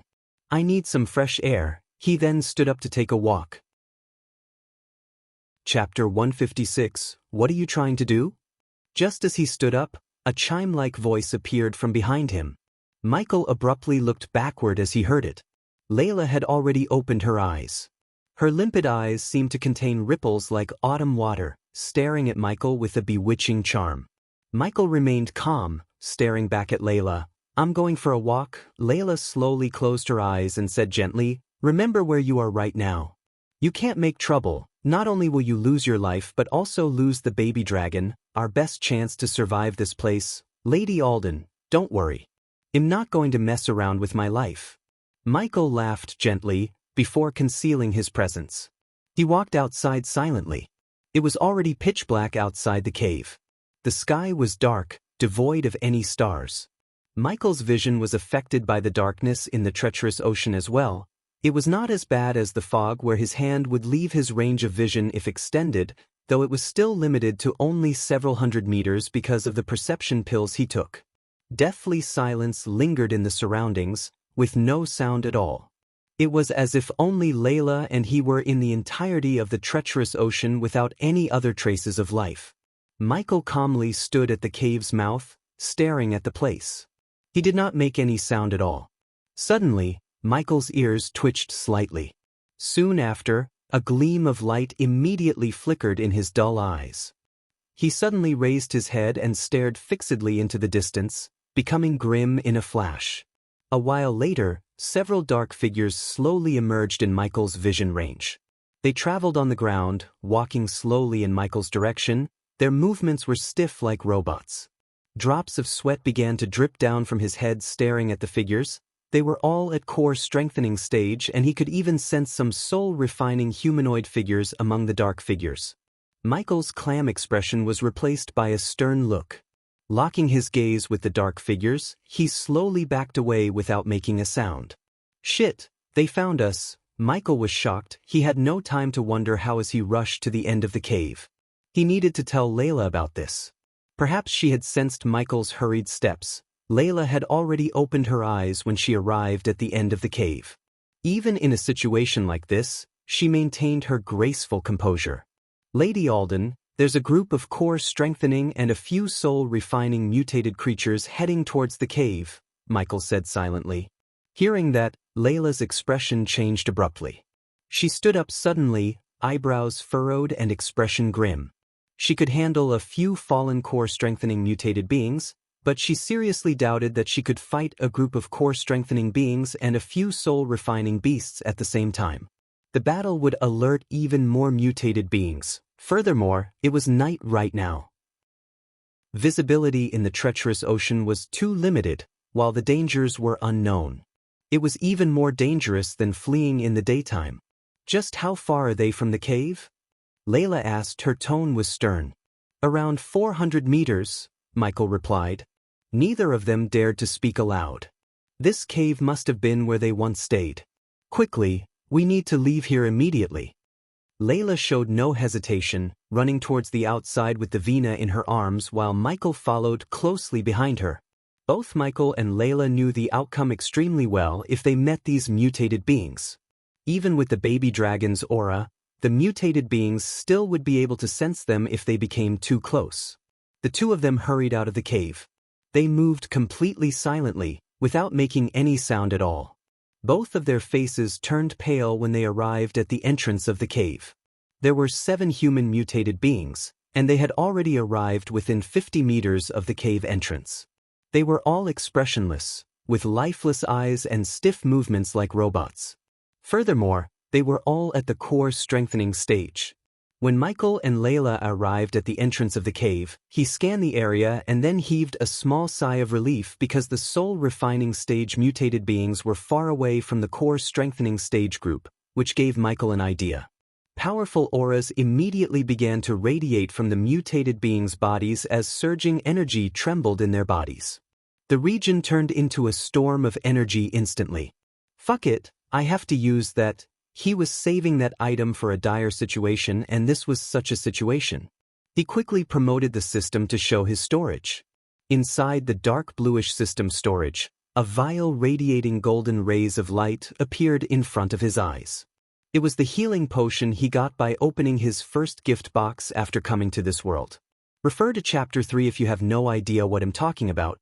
He received 2 healing potions, and because he had no other way, he used one to save Raylene and her baby. The one in front of him was the last healing potion that could make him immune to any attacks for 2 full minutes. He knew 2 whole minutes of immunity is a super OP thing, and now is the time to use the potion. Lady Alden, do you have a sword or anything like that to fight these things? To get the most out of the healing potion's effects, he needed a good sword or a weapon to kill these mutated beings. The sword on his back was in no condition for another life or death battle. But you are not strong enough to fight them. Trust me, Lady Alden, I have a way. Seeing no other way and the confidence in his eyes, she flicked her wrist as a bunch of swords and spears appeared on the ground before Michael. All of the weapons that just appeared were either epic or rare. He did not have time to study them to pick the best. He just picked 2 swords with brown hilts and silvery blades. Of course, they were epic weapons. She creased her brows, having no idea of what's he planning. Lady Alden, use your strongest attacks on the mutated beings I'm targeting and try to keep the others from me. Don't come closer to them, use the distance to your advantage, and after exactly 2 minutes, we make a break for it, hopefully before any soul refiners appear. That's my boy, the old man beside Michael clapped. Layla on the other hand furrowed her brows. You're going to fight them head-on? You have no chance of winning, roar. All the mutated beings produced monster-like roars at the same time. They no longer remained like before with the roar, becoming much more nimble. With a few blurs, the 7 core strengthening warriors charged at Michael and Layla. I got this. Just after these 3 words escaped his mouth, Layla saw him take out a golden color elixir and finish it in one gulp. Our time starts now. In a blink of an eye, Michael turned himself into a bolt of lightning and dashed forward, targeting one of the muted beings. The arch energy in Michael's body flowed steadily into the 2 swords in his hands. He used the lightning dash, arriving before one of the core strengthening stage warriors instantly in the form of a blur. He stabbed the sword that radiated with the energy of destruction into the corpse's chest with lightning speed. The living corpse did not show any intentions of dodging as it faced Michael's attack. It paid no attention to Michael's sword, directly throwing a punch at him. His mastery over swords and nimble body let him easily dodge the attack. One of the swords passed through the person's chest without any obstructions, reappearing on the other side. Again, there was no blood or even any signs of pain on the person's face. Meanwhile, his fist continued towards Michael with great strength. Michael used the lightning dash, dodging the punch in a blink of an eye. He quickly evaded to the side, slashing the person using both of his swords. They directly chopped away half of the mutated person's chest, leaving only half of his body connecting the upper torso and lower half. He did not stop from cleaving its body into 2 halves but continued to slice and dice the body. Ding! Congrats to the host for killing a core strengthening stage level 7 mutated being. The reward is 90,000 experience points. Wind blast, ignoring the notification. He raised his hand, shooting a wave of forceful wind from his palm to send the diced body parts flying in all directions. At this very moment, another 2 core strengthening stage warriors attacked Michael at the same time from the side. Their attacks were extremely simple, bluntly hurling their fists without any fancy tricks. Ding! Suddenly 2 visible notes of music pushed the mutated beings away from Michael and disoriented them, and the music was powerful enough to rip off the mutated beings' hands off, allowing Michael to slice and dice them before wind blasting them to far away. Ding! Congrats to the host for killing a core strengthening stage level 7 mutated being. The reward is 90,000 experience points. Ding! Congrats to the host for killing a core strengthening stage level 7 mutated being. The reward is 90,000 experience points. The falling of the 3 mutated beings did not stop the rest of them from attacking Michael. They all targeted mainly Layla because she was the strongest and wasn't covered by the Death-Kissed Dragon's aura. However, this didn't stop them from throwing a few killing blows at Michael. Poch, poch. Layla saw he was punched in the face and the chest by 2 mutated beings, but before she could actually react, he swung his whole body and slashed the 2 of them like their punches did not hurt him at all. She was stunned by the sight because a normal body strengthening stage cultivator could have survived those punches. She was sure of it. Ding. Congratulations to the host for successfully being a badass. The reward is 10,000 badass points. The two swords swept through the air as a black streak of light with a destructive aura, severing their heads. He had directly bisected two mutated beings. As expected, even with severed heads, they quickly approached Michael, directly kicking at him. Ding, ding. At the same time, two more musical notes cut their bodies further before Michael sliced them up again. Ding. Congrats to the host for killing a core strengthening stage level 7 mutated being. The reward is 90,000 experience points. Ding. Congrats to the host for killing a core strengthening stage level 7 mutated being. The reward is 90,000 experience points. Congratulations to the host for leveling up. The current level is body strengthening stage level 6. Chapter 157. Michael remained expressionless regardless of reaching the next level. Layla's musical notes again crushed the mutated being closer to Michael, but still, it couldn't stop it from punching him in the chest. Just like before, the punch did not affect him at all. Michael felt like he was being hit by a huge hammer, yet thanks to the healing potion, he experienced no pain. Swiftly, his right hand moved, slashing the mutated being who just punched him countless times at devastating speed. The densely packed blurs seemed to form a closely knit net, enveloping the mutated being's body parts layer after layer. Michael exhibited the full power of his sword mastery. In that very moment, he had thrust his sword out over 100 times with unbelievable speed. Right now, the closely knit net seemed to become like a meat grinder, directly shredding the mutated being into countless pieces of dried flesh. Although the mutated beings were core strengthening stage warriors, they couldn't fight with their best because of the teamwork between Michael and Layla. Besides, they had no weapon and were unable to use the archenergy. Since these mutated beings had no functioning brain, they did not even have the most basic awareness for dodging or resisting. All they knew was to attack outsiders with their fists, to slaughter the outsiders. In a nutshell, these were all like netherals. As a result, the strength of the mutated beings was far from the time they were alive, therefore he was able to slice and dice them like veggies without much trouble. Ding! Congrats to the host for killing a core strengthening stage level 7 mutated being. The reward is 90,000 experience points.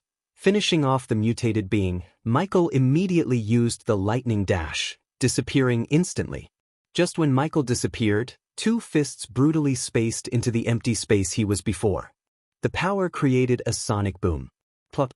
Suddenly, a visible note clashed with the mutated being behind Michael, easily severing the limbs. Again, Michael sliced the body before wind blasting the pieces far away, so the pieces won't reform quickly in front of him. Unexpectedly, more mutated beats appeared out of nowhere, surrounding them. Michael already felt the effects of the healing potion fading away little by little. Congratulations to the host for leveling up. The current level is body strengthening stage level 7. On the other side, while Michael was fighting the remaining mutated beings, Layla fought the 4 newly arrived human core strengthening stage mutated beings. She carried her Vina in her left hand while her left hand constantly danced about on top of it. Sound waves collided with the 4 core strengthening stage warriors one after another. Every sound wave would create a great hole as they hit them, and the knockback was so powerful that the 4 struggled to advance forwards. Although Layla took a different path of cultivation, her strength clearly was much greater than anyone in the same stage as her. The special soundwave attacks carried a great strength, able to stop the advance of 4 core strengthening stage mutated beings without much difficulty at all. It was even enough to make the 4 of them retreat, unable to approach Layla no matter what. Layla played 5 of the 7 strings with a rhythm. Each sound wave shot out from Angel's Vina as her fingers moved, and whenever a sound wave would collide with one of the 4 core strengthening stage beings, it would leave behind some energy of the Vina in the air. Slowly, the residue energy accumulated and became denser and denser, and when it reached a certain level, Layla also stopped playing. She looked towards Michael and called out, "Retreat quickly!" Hearing it, Michael did not hesitate at all. He immediately finished off his last mutated being before turning into a chain of blurry figures and retreating to Layla's side. Layla's fingers slowly fell on the sixth string, which caused it to fluctuate gently. The sixth vina string produced a clear sound. It began to tremble heavily, and shortly afterward, the vina energy that had accumulated in the air suddenly became extremely violent. With a boom, the vina energy immediately exploded, where the violent ripples directly ripped the 7 Saint Ruler mutated beings to shreds. Roar! The commotion of battle here had alerted the experts far away. Immediately, dozens of beast-like roars resounded from far away in all directions. The roars flooded the sky, essentially resounding throughout the entire treacherous ocean in the pitch-black sky. Immediately, a dozen or so presences radiated over from different directions, and even further away, an even more powerful presence faintly appeared, including soul-refining stage mutated beings. "Leave here quickly," Layla said hoarsely. She could already feel the appearance of a terrifying presence, something that would even be able to cause her fear. It was a fusion stage living corpse. Michael also looked grim. Although his environmental scanning was suppressed in the treacherous ocean, he was still able to clearly feel the presence of more and more terrifying mutated beasts. He had also discovered that at least several dozen core strengthening and soul refining stage warriors were currently flanking them from all directions. Once they were trapped, the outcome would be virtually disastrous. It could even attract even more experts. Michael and Layla fled at top speed, fleeing into the distance as fast as they could. However, before they could get any further, the 7 core strengthening stage warriors ripped into smithereens by the sound waves had reformed. He was damn stunned to see the 7 of them again, not because he expected them to stay dead but according to his calculations, they shouldn't be here this soon as he blasted the pieces away in all directions and it should have taken some time to reform and reach the battle site. They all roared at the 2 of them who had yet to flee far. A sliver of cold light flashed across Layla's eyes. She immediately placed the angel's vina before her, beginning to play it. However, with a flash from beside her, Michael had already charged at the 7 core strengthening stage warriors using the lightning dash as he carried the 2 swords. He called out, 40 seconds, he counted the remaining time before shouting at Layla, "Let's go!" Layla looked around the surroundings. She could feel that the experts rushing over from all directions were getting closer and closer. She said with a deep voice, "It's extremely difficult for both of us to throw them off in an extremely short amount of time with our strength. Once the mutated beings arrive and surround us, Michael slashed his swords a dozen times instantly, dicing one of the core strengthening stage warriors with a mere face-off. He cried out, "We don't have time for this. I know you can also sense the terrifying presence approaching us. Let's go, we are running out of time." His voice was heard by Layla clearly. For a moment, Layla's gaze became complicated. She stood there in hesitation and did not leave immediately. Although she had reached the fusion stage at a young age, he could tell she had not much battle experience as she lacked the quick responses of Michael. The system urges the host to buy a special teleportation scroll for 10,000 badass points. "Do it!" He screamed in his mind and then he heard the system again. Only the host is allowed to teleport using the scroll. For a second, the system sounded like it was screaming with regret and anger. He cursed inside, turning his gaze at Layla before another mutated being could come closer. "I'll hold them off, you get out of here." He came in front of her, shielding her from the mutated being's attacks while she was standing there, slightly traumatized. "I can take these attacks for another 30 seconds. I'll keep them busy while you fly away from here." She had never thought that in the dog-eat-dog world where it was filled with malevolent people, there would actually be someone so stupid that they would take an almost fatal risk to block several dozens of powerful entities, just to earn some precious time for a stranger that they had only met several days ago to escape. In a situation where death was virtually guaranteed, even brothers related by blood could betray each other, let alone a stranger.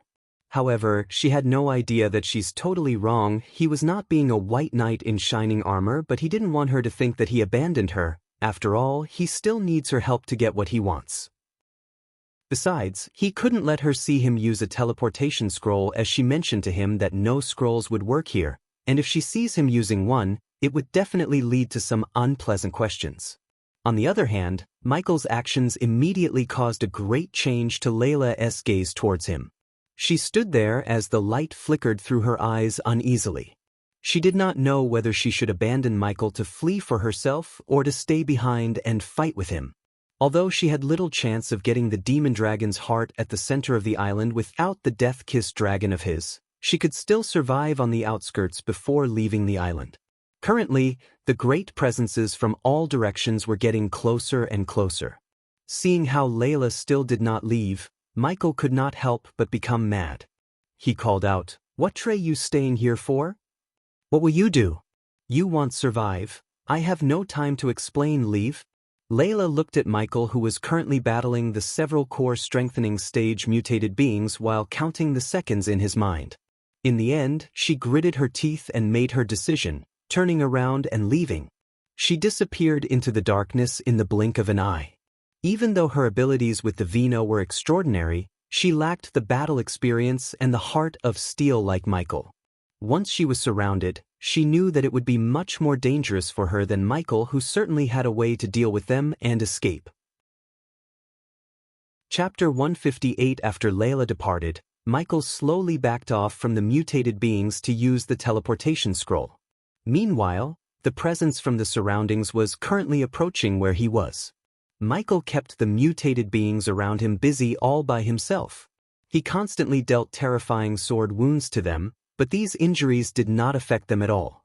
They battled for just a few seconds, and 5 of the 7 mutated beings were already diced up by Michael. However, their bodies rebuilt themselves immediately. They were completely indestructible. "Time to escape, kid," the old man's voice sounded from behind. "System, use the scroll now." The very next moment he shouted, a golden light instantly covered Michael before a mutated being threw a punch aiming at his chest.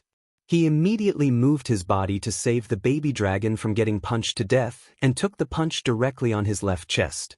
Currently, the violet-dressed Layla stood several kilometers away, staring in Michael's direction, showing mixed expressions on her face. She could clearly hear the noise of intense battle, which then gradually faded away. "I hope you come back alive," Layla murmured gently. Afterward, she went off quickly into the distance with her Vina, slowly disappearing into the darkness. Somewhere far away in the treacherous ocean, a golden spatial hole in the midair appeared. In a flash, the golden hole disappeared, but one could see a black figure screaming and falling from the sky. Phew! Thud. The black figure hit the ground, producing a loud thud noise.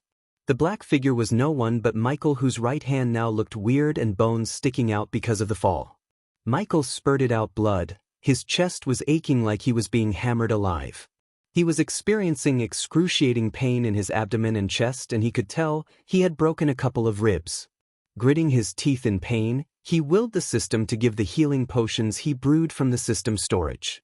The healing potion appeared on the ground as he slowly reached out his left hand to pick it up, fighting the pain inside of him.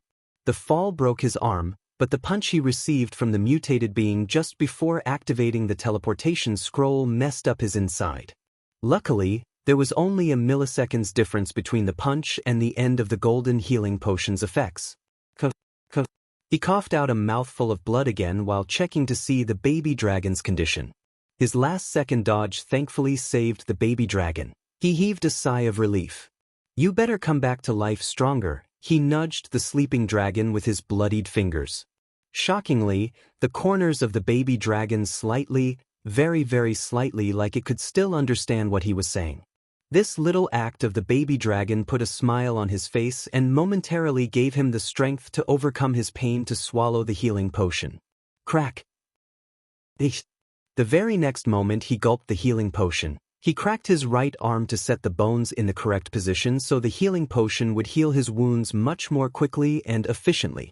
After getting fully healed, he did not go anywhere, sitting back down on the ground and slowly closed his eyes. He waited silently for dawn, as he always remained vigilant of any activity in the surroundings. Originally, he wanted to return and rendezvous with Layla. But traveling in the night in the treacherous ocean truly was a bad idea, and Layla probably left the region before long ago.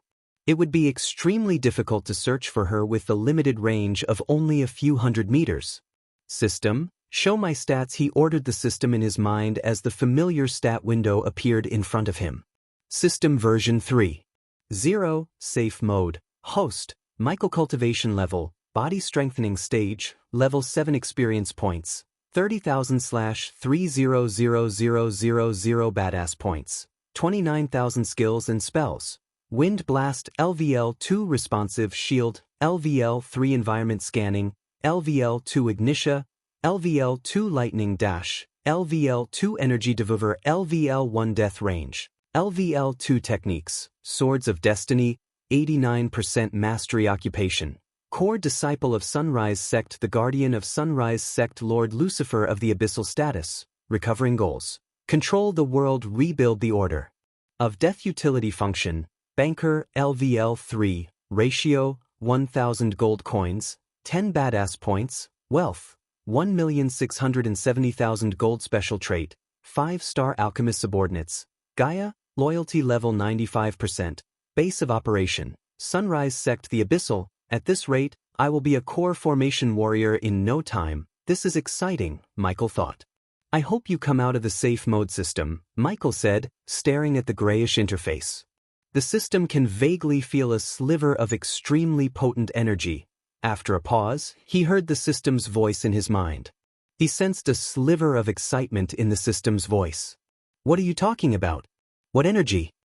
The system level is too low to answer the host's question, figured. Michael finished the system's sentence, rolling his eyes. The system urged the host to be extremely careful here. What happened to adventure out, exploring the dangers? The system did not utter a word after his question. To be honest, he missed having these little conversations with the system. He expected the system to be more human-like after upgrading, but contrary to his expectations, the system entered into a safe mode, returning to its previous robotic nature. Suddenly, Michael's expression changed. He quickly exited the system, narrowing his eyes at distance. Caution flickered in his eyes. I can't stay here for long. Damn it, is this just a coincidence, or they are somehow finding me? Several powerful presences appeared far away, quickly approaching the area. Pushing away all his questions to the back of his mind, he carefully placed the baby dragon into his pockets before disappearing into the dark night in the blink of an eye. Not long afterward, numerous core strengthening and soul refining mutated beings flew over from a distance. They all stopped where Michael was, mindlessly strolling around, and did not disperse even after a very long time. Michael's figure appeared silently several hundred meters away. He stared closely at the mutated beings and thought, Layla said the baby dragon's aura will prevent the powerful mutated beings from detecting us, but why do I still get the feeling that someone's watching me? Trust your instincts, kid. The old man appeared beside him, but Michael ignored the old man's comments and disappeared into the dark night once again with a slight movement, silently moving off into the distance. Visibility quickly recovered as the darkness of the treacherous ocean receded in the morning of the next day. Slowly, the island became fully visible once again. Michael slowly opened his eyes in his seated position on a flat meadow in the treacherous ocean. He had spent the latter half of the night there, and the long-awaited dawn had finally come. His vision was extremely clear again without the concealment of the night. He could clearly see several kilometers away in the open area. He did not stay here much longer, following the signs of battle from the night before to continue on his way towards the depths of the treacherous ocean. He hoped he could find Layla, who he had been separated from. Only by traveling together he could survive this place and get what he wants. He hurried on his way, but his vigilance did not decrease by the slightest. He would look around for any signs or hidden traps from time to time. Along the way, he found many mutated beings wandering around mindlessly. They were all either core formation or core strengthening stage beings, but with no exception, Michael avoided all of them from afar, without even coming within a 1,000-meter radius. After last night's events, he seriously doubted that the death-kissed aura could completely make him invisible to all these mutated beings. A couple of hours later, he arrived at a mountain range. The forest on and around the mountain was slightly misty, covering a large portion of it. He paid attention to his surroundings as he walked, arriving at the location where he had been separated from Layla very soon. Afterward, he continued inwards. An hour later, he was amidst the mountain range. This was the general region of the treacherous ocean, sandwiched between the outskirts and the center. Only by passing through here could he directly arrive at the depths. He took each step with the utmost caution, expecting a surprise attack. I wonder what else I would find in the depths of this place? Suddenly, Michael paused. His eyes were locked with the boulder that was as tall as a man not too far away. On the boulder grew a plant half a meter long, and from the stalk, there were 2 leaves and a blue flower. His neck hair stood straight up when he laid his eyes on the plant. That's a blue camellia, an extremely rare herb, Michael immediately exclaimed after seeing the flower. He was overjoyed as hurried up to the plant to carefully examine it. This blue camellia seems to have grown for tens of thousands of years here. I knew there must be quite a few rare resources here. This place is freaking dangerous, but it's also an untapped treasure trove, murmured Michael. Afterward, he gently uprooted the plant from the ground. Amateurs would have only picked the flower, but he was not an amateur. He planned to grow the herb in his herbal garden. Others must wait thousands of years to get the absolute best of the herb as the medicinal qualities of the herb increased with maturity, but he had the system. It could definitely make the herb become mature without having to wait thousands of years. Chapter 159. Michael lifted the herb gently. I need to save Christopher and make him reach the soul refining stage no matter what. He then stored the herb in his system storage so its medicinal effects would not dissipate. Michael could not help but smile when he gathered another precious herb to plant in his herbal garden. The blue camellia flower was extremely rare as well as hard to grow in ordinary locations. If it wasn't for the system, he wouldn't have uprooted the plant, as he wouldn't be able to grow it somewhere else. This is not the place nor the time to go on a treasure hunt, kid. Spectre's voice appeared again as he turned to see the old man still following him. The mist must have some chemicals that induce hallucinations, just like the fear toxin. That was definitely not just an illusion, he said to himself, looking at Spectre, his mentor. He was doing his best to ignore the old man, but it was damn hard to neglect a lifelike person who follows him everywhere. Since I'm here, I might as well make the most of it. Besides following the trail of Layla, he decided to occasionally deviate from his path to find more rare herbs.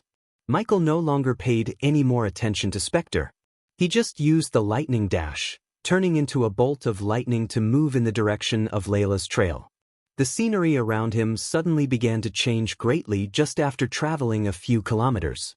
The world suddenly darkened.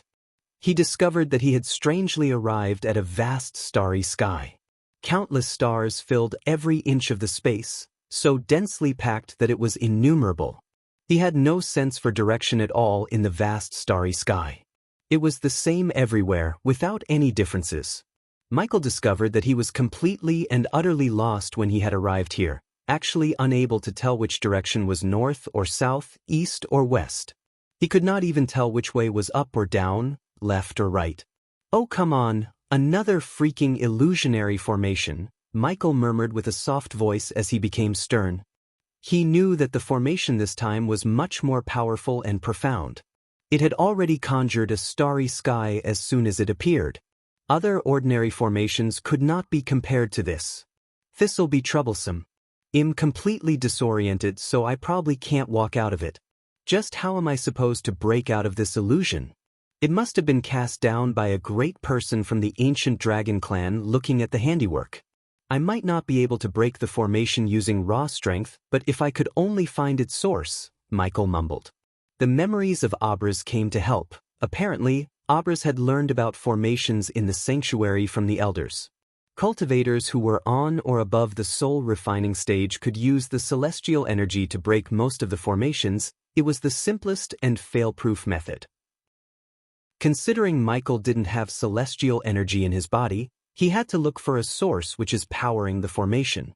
Finding the source would be pretty hard and nearly impossible for others but him. It was relatively simple thanks to the perception pills. Inside the illusionary formation, he was surrounded by countless stars as he felt like he was floating in the middle of the freaking Milky Way. All right, where are you hiding? He looked around the stars after eating perception pills like Tic Tacs. Since he maintained a healthy diet, exercise, and his cultivation were regulated through the system, He did not have to worry about polluting his body by taking too many pills. It was one of the perks of having a system.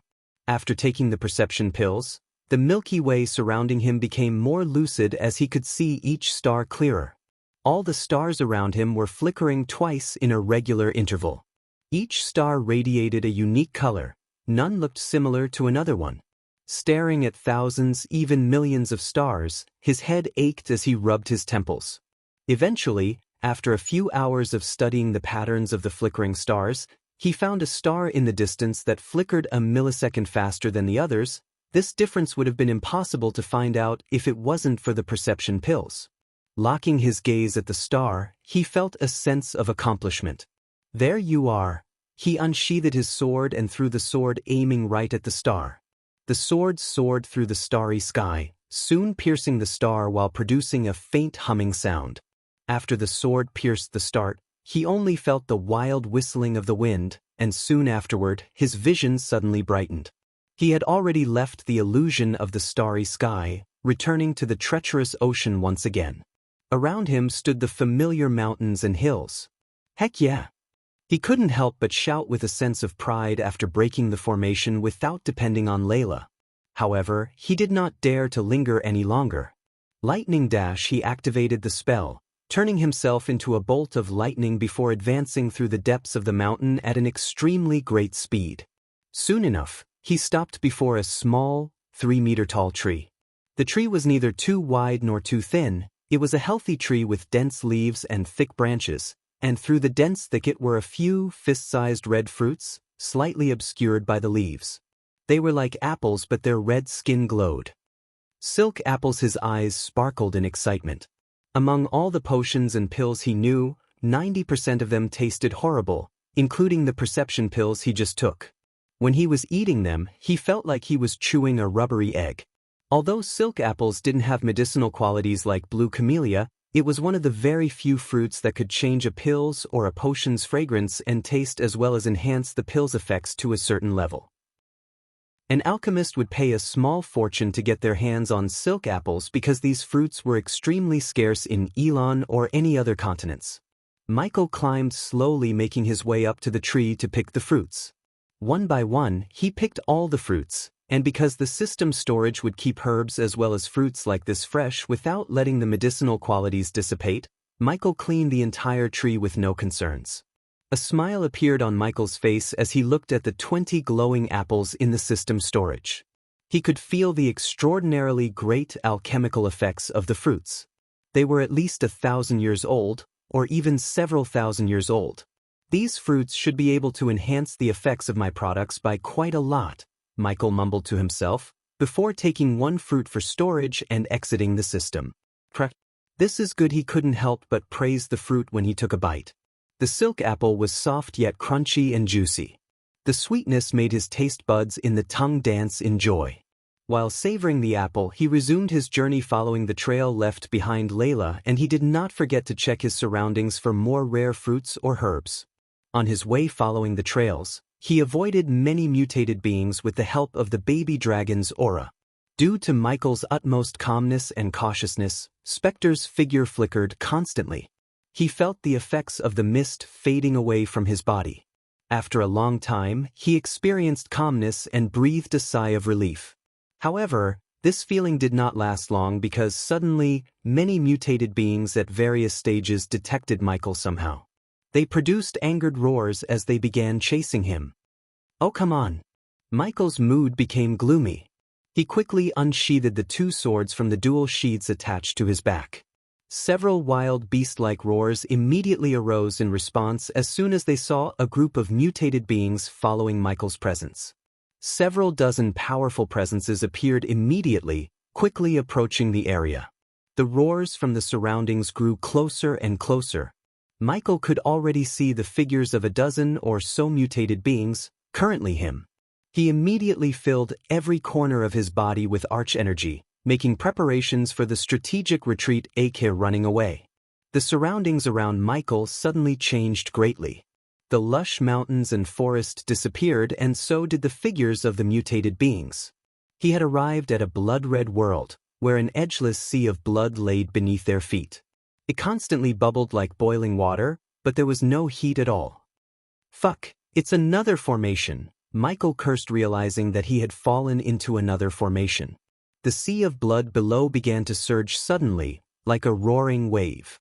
A big cluster of blood rose from it, slowly forming a huge dragon head. The dragon head, completely made from blood, roared at the sky.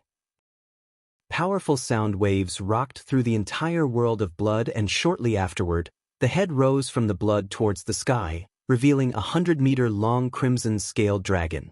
He felt like he was in the Hobbit movie, only this time, it was terrifying. Although this dragon resembled Smaug, the dragon in the Hobbit movie, this dragon was at least a 5 times bigger, meaner, and frightening. A few figures flickered in the surroundings at the same time. The mutated beings who were pursuing Michael had also entered the formation. They directly charged for Michael, paying no heed to the blood dragon. Chapter 160 Roar. The 100-meter-long blood dragon produced a roar that shook the sea of blood. Opening its mouth, it breathed scorching hot fire, surging directly for the corpses. The blood dragon did not seem to exist to the mutated beings. All they had in their sight was Michael, nothing else. They did not avoid the dragon's breath at all, they just wanted to rip Michael apart. The enormous dragon breath directly engulfed over 10 of them. However, this was not just an illusionary formation, as Layla said before, this was made of 2 formations, killing and illusionary formation. Therefore the fire ate away a large portion of the mutated beings' bodies as Michael watched on in shock. As expected, their indestructible bodies came into play soon afterward. They returned to how they were before, continuing their charge at Michael. He immediately activated the lightning dash and ran over the sea of blood, getting far away from the mutated beings. The blood dragon seemed to have felt seriously challenged after seeing how its dragon breath did absolutely nothing to the mutated beings. It roared angrily and swung its front claws at the mutated beings. The blood dragon was extremely powerful as it was radiating an aura of a level 10 soul refining stage beast. Before the dragon's claws, the core strengthening and core formation mutated beings were like soft butter as they were ripped in half by the dragon. The blood dragon did not stop with just that. It suddenly turned its great head towards Michael, raising its claw once again and swinging it as a blood-red blur at him. Sensing the danger, his neck hair suddenly stood up. He immediately leaped into the air using all of his strength, which led to the claw sweeping through thin air. Just as he was in midair, another 10 or so mutated beings appeared within the sea of blood. Their arrival immediately drew the blood dragon's attention. Its claws swept out once again towards the mutated beings, roaring in fury. Shit, shit, shit. He was jumping around, barely escaping both the dragon and the mutated beings. The only thing that helped him was the vast number of mutated beings that kept the blood dragon from targeting him. He was running out of perception pills, but he was not in the state to worry about that. Swallowing a couple of pills again, he focused on finding the formation source while evading the attacks. Although he used the lightning dash and was very agile, the mutated beings were still able to land some attacks. System, keep the healing potions coming. He was gulping the healing potion and saving it in his mouth. Every time he sensed that he can't evade, he would immediately swallow the healing potion in his mouth so it would keep him from being severely wounded. Yet, his skin has slightly turned pale due to the blood loss. At the moment, there were numerous bloody wounds in his body and the black Neo suit was in a very sorry state. He was soaked in blood and there was not a single place in his body that remained untouched by his blood. What restricted his movements more was the baby dragon in his pocket. He did not only have to evade the attacks, but he also had to keep the baby dragon in his pocket safe. This whole trip would be pointless if he let the baby dragon get killed now. Finally, after almost an hour of surviving the formation, he eventually found the formation's source. The source of the formation was hidden extremely well and he doubted that he could have found it without the perception pills. The source of the formation was nothing but one of the mutated beings that pretended to be trapped inside the formation. The moment Michael sent a bolt of lightning through its head, the sea of blood, as well as the blood dragon, disappeared. The next moment he appeared among the mountains once again. Give me a break. He desperately wanted to lay on the ground, healing the wounds, but beast-like roars constantly resounded in the surroundings. Several dozen mutated beings had already appeared, all charging towards him. A powerful presence that completely exceeded that of soul-refining mutated beings far away at this moment. It shot towards them several times faster than the mutated beings. Michael immediately became stern. He wiped off the blood from his face. Fuck, that's the presence of a fusion stage. Michael's face paled slightly. This was not the end. Up ahead appeared another abnormally powerful presence. It was actually another fusion stage being. 2 fusion stage. Michael exclaimed. His face had become completely drained of blood. He could barely survive a soul-refining stage mutated being if he was at his absolute best. In front of not 1 but 2 fusion stage mutated beings, he did not even think he could last a few seconds. At this moment, he wanted the system to come out of the safe mode like never before. However, he did not roll down and die. He retrieved 2 healing potions and gulped them in one go before activating the lightning dash using all of his remaining arch energy. He quickly shot through the mountains and forests. Behind him, the 2 fusion stage mutated beings remained close, pursuing them and unwilling to let them escape. They all flew just below the 10-meter threshold. He thanked himself for upgrading the lightning dash to level 2. If it wasn't for this spell, the fusion stage mutated beings would have caught him a long time ago. Suddenly, the nearby space suddenly began to twist when the 2 fusion stage beings were only 1,000 meters from him. The scenery before him changed in the blink of an eye. He was now standing in a bleak wasteland, completely barren of any greenery. It stretched as far as the eye could see. A towering battle intent suddenly appeared far away, so powerful that it was far beyond Michael's reckoning. It was filled with a condescending aura as if nothing in the world seemed significant to it, where he was the overlord of the world. Bang, bang, bang. Suddenly, booms began to resound from afar. The land trembled rhythmically. Michael paled as he heard the sounds. Every boom coincided with his heartbeat. It seemed mysteriously connected, causing his heart to ache painfully every time it sounded out, like someone grinding their foot on his heart. He felt like his heart was about to explode. Arg, Michael clenched his chest in some pain. He had already become pale white, while his forehead was already wet with a layer of sweat droplets. He was astounded. What is this formation? It's so terrifying.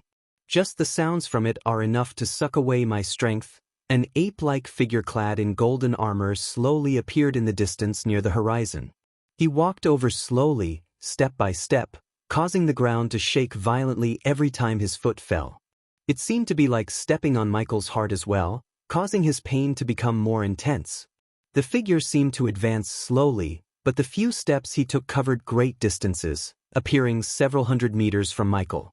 The figure resembled King Kong to Michael, and even from a distance, Michael could see the pair of eyes burning with surgeon battle intent. He was extremely burly, almost 10 or 12 meters in height, wide and stocky. Michael became even paler after seeing the figure. For the first time ever, he had lost all courage for battle in front of the giant. The ape's battle intent and his aura had collapsed Michael's psychological line of defense. Deep down in his heart, Michael was terrified. Warning! Unknown energy. The system urges the host to leave immediately. His vision was suddenly filled with red warning boxes, and he heard the system's screams in his mind. Who's this person? Why can't I sense his cultivation? Michael's emotions tossed and turned. Another 2 figures appeared in the bleak wasteland at this moment. The fusion stage mutated beings had also entered the formation in pursuit of Michael. They charged towards him as soon as they appeared. He immediately activated the lightning dash, running away from the 2 fusion stage mutated beings. At the same time, the man moved. He slowly raised his fist, and a heavy voice boomed in the surroundings. Death to those who dare to intrude the land of Edros, the ape screamed, beating its chest violently, and then it punched the air with devastating battle intent. The entire region began to appear so weak, so fragile before the man's fist. At the same moment, time seemed to completely stop. Only the ape's large fist moved. In this instance, the 2 fusion stage muted beings as well as Michael all felt that they had lost control of their bodies. They could only watch on blankly as the ape's fist grew bigger and bigger into a gigantic ethereal fist. Swish! Just as the ethereal fist was approaching them, a flash of blue appeared inside Michael's head, revealing the formation's source. Quick! The system's voice was panic-stricken. He did not waste the precious seconds as he sent a bolt of lightning using the last of his arch energy towards the source, which was a boulder nearby. The scenery changed the moment the lightning bolt destroyed the boulder. Michael finally regained control of his body after he left the formation space. His forehead was littered with droplets of sweat, while his heart tossed and turned. He was extremely perturbed. What the fuck just happened? Edros. I know this name, the heavy voice boomed through Michael's head again and again. His entire body began to tremble slightly. He searched through Ubras memories and revealed everything he knew about Edros, the king of the Beastmen race. The Beastmen race's king, Edros, was an existence that surpassed immortals. He was a godlike figure revered by all the Beastmen as well as magical beasts. Michael immediately turned around to look back. All he saw was the two fusion stage mutated beings standing blankly several hundred meters away. A few moments after, a loud boom sound could be heard as they turned into dust and disintegrated. They showed no signs of reforming even after a lengthy time. A big droplet of dark crimson blood floated nearby that glowed brightly, several meters above the ground. Chapter 161. That must be that ape's blood, but how did it come here? A question appeared in Michael's mind as he stared at the crimson droplet of blood. He could not help but recall everything Abras studied about Edros and Idros time. In ancient times, the Beastmen races and the dragons went to war with one another. At that time, Edros, who was the Beastmen race's king and their strongest, slaughtered many dragons. However, in the middle of the war, Edros disappeared without a trace. Idros' disappearance changed the tide of the war completely, and the Beastmen suffered a huge loss at the hands of the dragons. Eventually, the other races, mainly Nagas, organized peace talks between the two races because the war affected all the other races in the world. Since both races suffered a huge loss, they had no way but to end the war. Following Idros' disappearance, the Dragon clan in the Dragon Island also mysteriously disappeared from the face of the planet. Soon, the dragons slowly lessened in numbers. Some died of old age while some just vanished without a trace. Michael was positive that Idros' disappearance has something to do with what happened to the Dragon clan, and this drop of blood belonged to Edros. However, he was unsure if Edros, the greatest king of the Beastmen, had left this drop of blood here willingly. How did the dragons turn that ape's blood into this killing formation? Just a droplet of blood is already so powerful. It can easily kill off two fusion stage mutated beings. No wonder slaughtered countless dragons, Michael thought as he stared at the golden blood that was growing further and further away. Suddenly, Michael seemed to think of something. His eyes narrowed abruptly and staring fixedly at the blood. This ape. The golden Babaru of Noah. Is that monkey somehow related to Edros? Michael's heart began to beat heavily. A terrifying notion appeared in his mind as he stared deeply at the crimson blood that gradually disappeared into the distance. He exclaimed, I have to return here when I'm strong enough. If that golden Babaru of Noah was Idros descended, he did not doubt that the monkey will be his foe in the future. After seeing the giant ape, his fire of saving the baby dragon burned brightly in his heart. With the system's help, he would turn the baby dragon into the biggest, baddest dragon this world has ever seen. After leaving the killing formation and the place where he saw Edros, he found a small cave to rest and heal his wounds. Luckily, he never tripped any formations on his way to the cave. He did find several mutated beings, but he was able to avoid them.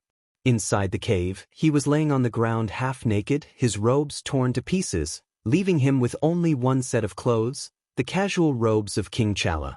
After cleaning his body using arch energy, he put on the robes. Creech.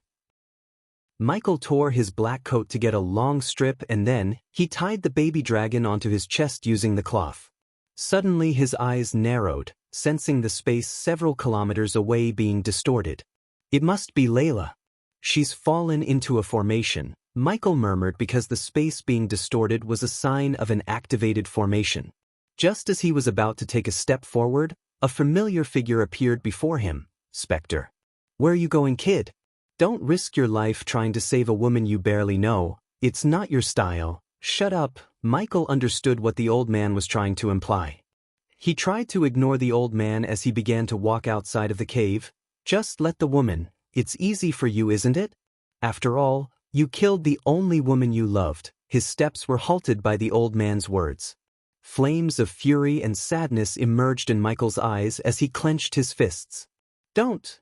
His body was slightly shivering in anger. Images of a girl in her bathrobes on a bed flashed across his mind. The girl's white bathrobes and the bed underneath her were turned red by her own blood. There were 2 bullet holes on her chest and 1 bullet hole right between her eyes. He looked down to see a gun flicker in his hand. It was Michael who shot the girl. You killed your brothers, sisters, and the girl you loved because of a bunch of orphans. Spectre's voice fanned the flames burning in his heart, making him lose his calm. They were not my brothers and sisters, and she knew what was going to happen. He stuttered in anger. If it wasn't for her distracting me, I would have saved the orphanage, all those kids, and all those people. Go away. He shouted, taking a few deep breaths to calm himself. He did not want to get distracted by Spectre, as any distractions inside the formation would lead to nothing but death. Lightning dash. Soon after he reached the cave's mouth, he activated the lightning dash, turning himself into a bolt of lightning. He then moved in the direction of the distorted space. Eventually, after running for a few minutes, an indistinct violet figure attracted Michael's attention in the blurry, distorted space. Just as he guessed, it was Layla, who was stuck in a formation in the distance. Without any hesitation, he charged at the formation, looking at the several soul-refining mutated beings who were heading towards Layla. After a couple of minutes, his surroundings turned gray and hazy in a blink of an eye, indicating that he had entered the formation. Layla levitated 1 meter in the air with her legs crossed, while the unadorned angel's vina laid on her hands. 10 elegant white fingers formed blurry afterimages, quickly playing the first 6 strings of the vina. She produced notes after notes hurriedly, while the 7th vina string would also be struck from time to time.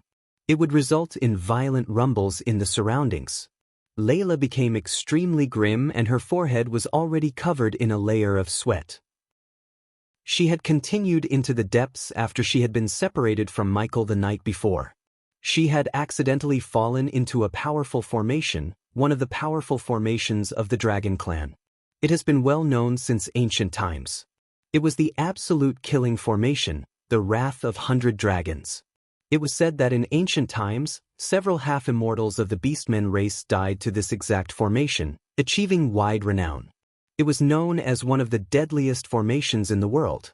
Deafening dragon roars constantly boomed through the illusionary hazy space. The entire space was filled with huge dragons as they all used their dragon breaths, swung their claws, used various secret techniques, or just charged directly at the center. There sat Layla in the air. She used her vina to block the attacks from all directions strenuously. Countless sound waves shot from the vina, surging in all directions. She had learned about formations, including the Wrath of 100 Dragons, in the Royal Library of Azair. As a result, Layla understood this formation very well. The Wrath of 100 Dragons was, just as the name suggested, was a lethal formation formed from a total of 100 dragons. The formation had 7 forms. In the first form, all 100 dragons were as powerful as body-strengthening beasts. In the second form, their strength would increase to the core formation stage. With the third form, the 100 dragons would reach the core strengthening stage beasts. The 4th, 5th, 6th, and 7th forms would respectively make the 100 dragons reach the soul refining, fusion stage, half-immortal, and immortal stage. I hope this formation is not a complete one, Layla prayed in her heart. She was still able to forcefully break through the 3rd form if she burned her vitality greatly, but once it reached the 4th form, it would be certain death for her.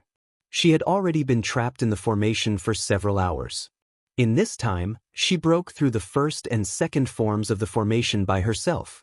She currently faced the 3rd form. Suddenly, All the 100 dragons in the formation roared at the sky together, and then streams of scorching hot fire shot out of their mouths. Soft whisperings drowned the space, and vast energy radiated from the dragons, filling the entire region. "They've started to use the dragon's breath," Layla murmured.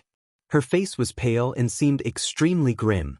The dragon's fire could melt the strongest metals in the world. Even a core-strengthening stage dragon's fire was powerful enough to burn any soul-refining stage cultivator to ashes. Hundreds of these core-strengthening stage dragons could certainly kill not one but several fusion stage warriors like her if they used the dragon's breath. Layla gritted her teeth, and a sliver of determination appeared in her eyes. A slender finger gently touched the 7th and the final string. Her finger was cut as soon as she came into contact with it. Dark red blood immediately began to flow, before being absorbed by the string. The 7th string became completely red after absorbing her blood. It radiated an extremely mysterious aura that seemed to contain the celestial energy. At the same time, a gentle, graceful vina note seemed to hum softly from beyond the sky, echoing through the entire formation space. Layla paled from the loss of blood through her finger. This blood was not ordinary blood, but it was lifeblood. Unlike the normal blood flowing in a cultivator's body, the lifeblood can't be reproduced quickly through any means, including high-purity healing potions. Once a cultivator used his or her lifeblood, they could only regain the lifeblood by consuming certain rare herbs. Currently, Layla used her lifeblood as a price to use an ability completely beyond her strength. 100 dragons produced an earth-shaking roar. It was filled with the endless might of dragons and seemed to be able to shatter the void. It created countless sound waves, layering upon one another in the formation space as it quickly radiated towards Layla with an aura of absolute destruction. Layla gently struck the 7th string at the same time. Ding! The sound produced by the vina echoed through the mountains and forests. It was only a musical note, yet it contained great power. A powerful sound wave that was visible with the naked eye began to expand in all directions at an unbelievable speed. The sound completely suppressed the roar of the dragons. Wherever it passed through, space would ripple, blazing through anything that blocked its way. It surged towards 100 dragons like a hot knife through butter, gently colliding with them. Soon after, all the dragons in the formation disintegrated. The 3rd form had been broken.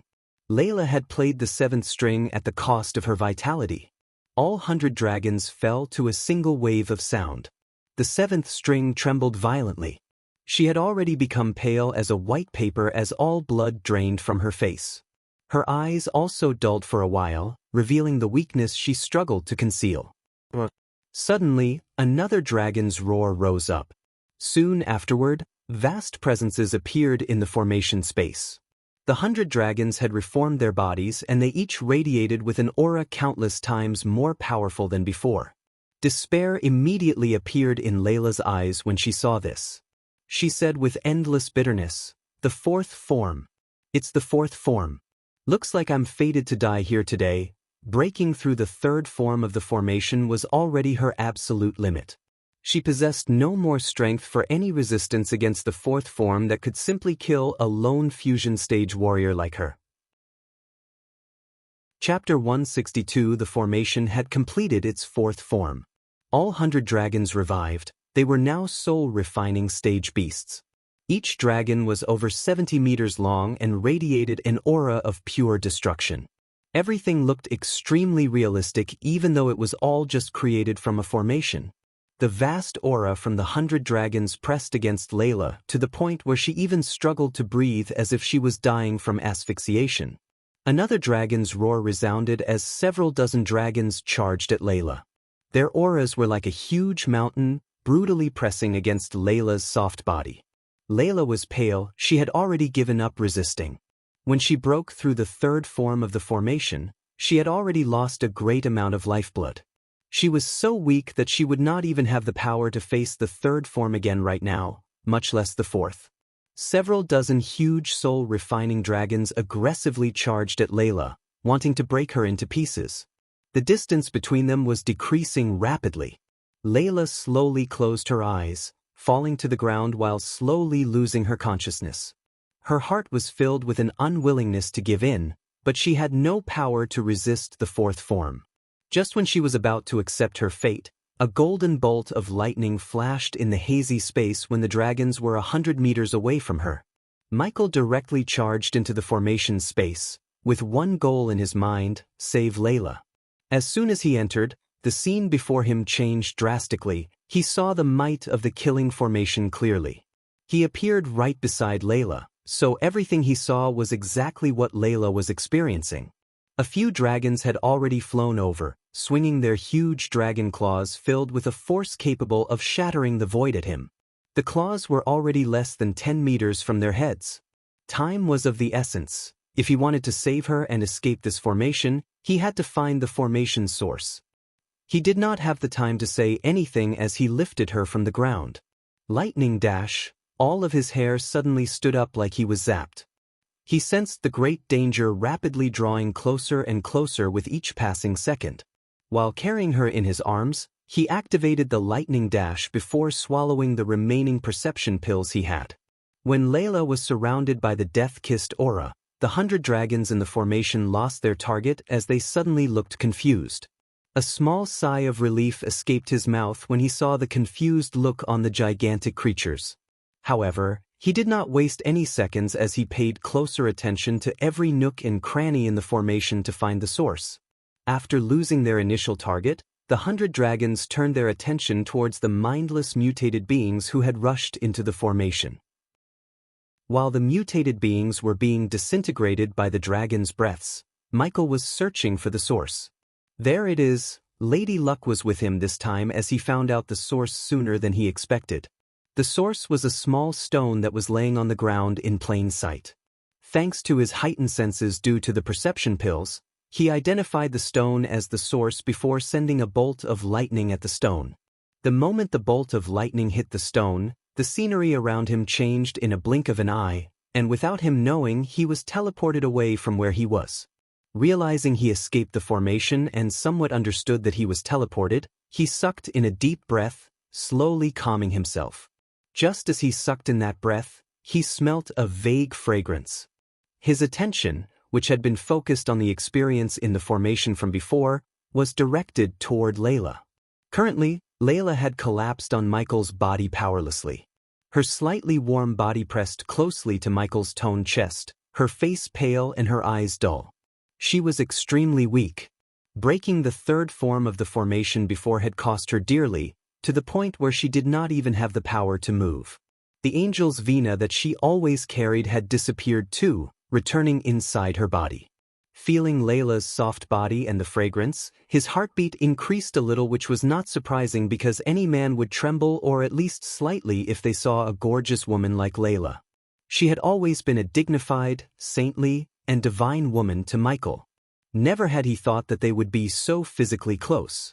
However, he was not one of those guys who would drool and turn into an absolute beta in front of beauty like her. After all, only because he was an alpha male, he got the badass system. Lady Alden, are you awake? He gently placed Layla's back against a huge tree after he looked around to see if any mutated beings were approaching them. Layla slowly opened her eyes to see Michael staring at her. A red flush immediately appeared on her concealed face when she realized that he carried her in his arms here. However, she recovered very quickly. You're alive. Layla's voice carried a sliver of surprise, but it was extremely indifferent. He lightly chuckled. Sorry to disappoint you, Lady Alden. For a second, he saw her smile before she put an indifferent expression on her face. How did you escape the formation back there? She asked. A sliver of shock was hidden within her eyes. It was because of this baby dragon's aura. Lady Alden, Michael gently tapped the baby dragon on his chest. Surprisingly, those dragons in the formation couldn't sense you after I picked you up. After that, I just kept running before something teleported us here. He did not reveal the fact that he could find a formation's power source because he wasn't sure whether it's an ancient secret part or not. He believed it's safe not to say anything until he himself confirms this with Gaia, his most trusted advisor. You must have triggered something, Layla said after staring at him doubtfully for a few seconds. She couldn't find any explanations for how he escaped as she thought that he was just lucky. A beast-like roar suddenly appeared from the distance as Layla wanted to continue her questions. Her eyes narrowed abruptly when heard the roars. Her face became grim once again. She said softly, "I've already used a large portion of my lifeblood battling those dragons. I can't fight another battle until I regain at least some of my lost energy and lifeblood. It's okay, Lady Alden, can you at least move?" As he expected, he slowly shook her head, trying not to look embarrassed. "So, Lady Alden." He didn't finish the sentence, but she knew what he was implying, and even though she understood that she had to be carried, she couldn't help but hesitate. The roars in the distance became louder and louder. "Lady Alden, we cannot waste any more time. Please let me." His smile disappeared from his face as a stern occupied his face. He then directly lifted her up before she could even nod, because this was not the time for her to play shy princess. Her body slightly trembled in his arms while a tint of redness appeared on her rosy cheeks. He did not notice the changes on her face. He was busy running away from the mutated beings while hoping not to trigger any more formations. Along the way, Layla witnessed the terrifying power of the movement spell he's using. It really surprised her and made her wonder if this is an epic or legendary spell. Even with his body-strengthening stage cultivation, the spell exhibited a shocking level of potential. After he began to lose sight of the mutated beings that were following them, he stopped occasionally to collect as many precious herbs as he could. It must be mentioned that there really were many rare resources in the treacherous ocean. Herbs with a maturity of 1,000 years were basically everywhere. Only after running for several hours did he stop. Layla essentially spent the entire time meditating in his arms, eyes closed to regain some of her energy. She was the person most at leisure. At dusk, Michael found another cave to settle down in. The pitch-black cave only had a single luminous pearl as a light source. The weakened Layla sat in a slightly dark corner, still recovering silently with her eyes closed. "Take these, Lady Alden. Although it won't help you regain your lifeblood, it will heal your body." Layla heard a warm voice. Michael squatted beside her with a few healing potions in his hand. She could not help but think of the scene where he carried her as they fled from the mutated beings earlier in the day right now. Layla slowly opened her eyes. She looked at the healing potions in Michael's hand calmly and gently shook her head. "I'm not injured. I've just expended too much of my lifeblood. I need rare herbs to recover." "The fuck?" Her words stunned him. He collected all those herbs to expand his herbal garden as well as use them to make potions and pills for him, Gaia, and the baby dragon. He was also planning to auction some of those herbs to make a shitload of gold coins. After seeing her current condition, he sighed and took out 3,000 years old blood leaf from his space ring without showing the reluctance on his face. He then passed them to Layla. "I don't know if this is enough. If it's not enough, I still have a few more," he said, but hoped it would be enough for her to recover her strength. To cure the baby dragon and successfully get the demon dragon's heart, he needed her more than she needed him. He was willing to lose a few herbs to save his baby dragon. A sliver of surprise flashed across her face. She looked at Michael with mixed emotions, before extending her soft hand to receive the blood leaves. "Thank you." Michael did not choose to advance into the depths of the treacherous ocean the next day as Layla was still recovering. Instead, he carved out a new cave as a temporary dwelling and stayed there, waiting for Layla to regain at least some of her strength back. The wait lasted for 2 days. During that time, Layla recovered some of her lifeblood and celestial energy with the help of the 3 blood leaves. Unlike her, he recovered all of his arch energy, returning to his peak strength. Afterward, she left the cave with Michael. Outside the cave, he retrieved his flying sword and tossed it into the air before turning to look at the veiled Layla. "Lady Alden, we should travel together so you can save your strength. We still don't know what danger lies ahead of us." She looked at him for a few moments, thinking about this, but after a while of deliberation, she accepted his suggestion. She stepped on the floating flying sword without uttering a single word and maintained a certain distance from Michael. Chapter 163. After they departed from the cave, they were traveling towards the island's center where the demon dragon's heart was lying dormant. The depths of the treacherous ocean had almost become a paradise for powerful mutated beings. They could be seen wandering in the mountain ranges everywhere like they were taking leisure strolls. The center of the island was covered with thick smoke, giving the area a gloomy ambience. In the center of the island, a human-sized orb was radiating bright beams of light, resplendent and dazzling. Countless powerful mutated beings were wandering around the orb. The orb had a ruby-red surface as from within, one could see a bright red light flickering in a rhythm. Veins and roots ran chaotically on and around the orb, lessening the warm light radiated by the orb. This was the demon dragon's heart, the item Michael and Layla were searching for. Suddenly, the orb shuddered from within, glowing brighter and brighter. At this moment, no matter if it were the powerful mutated beings closer to the orb or those roaming on the outskirts of the island, they all roared loudly. Several tens of thousands, or even hundreds of thousands of mutated beings roared together. This commotion could literally be described as earth-shaking, causing mountain ranges to fall and the void to collapse purely from the sound. The roars from several tens of thousands of powerful mutated beings were filled with absolute hatred for some unknown reason. The treacherous ocean's appearance was finally changed at this very moment after countless years. The entire island shook violently, the ground jolting and opening up chasms thousands of meters deep. Many of the surrounding mountains directly exploded as they could not withstand the roars of over 10,000 powerful mutated beings. The mountains and forests turned into a mess. Following closely, the powerful mutated beings still roaming outside roared angrily, flying toward the orb as fast as their limbs allowed them to. While the mutated beings were chaotically running around, two figures were slowly walking through the mist towards the glowing orb. There it is. It was Layla who said this, pointing her fingers at the glowing orb a couple of meters before them. Michael closely followed Layla while cautiously looking at all the wandering mutated beings in the area. His heart was pounding against his chest in fear because all of the mutated beings were at least at the soul refining stage, and he could even see a few level 10 fusion stage mutated beings guarding the orb. He had no more saliva to swallow as his mouth became dry. Any single of the mutated being could end their life right now if they detected their presence. After recalling the events that happened in the treacherous ocean, he identified only when he was alone that the mutated beings were able to detect him, but when he's with Layla, the death-kissed aura proved to be effective. The two of them took each step with utmost cautiousness, avoiding the gazes of the mutated beings.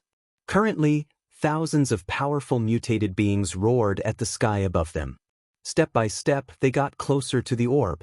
Michael felt the warm energy coming from the orb, and soon, he could hear a faint heart-beating sound.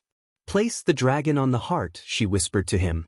He grabbed the baby dragon tied to his chest as gently and silently as he could before placing the baby dragon on the orb. The moment the baby dragon's body touched the orb, it began to tremble violently, producing an unearthly humming sound.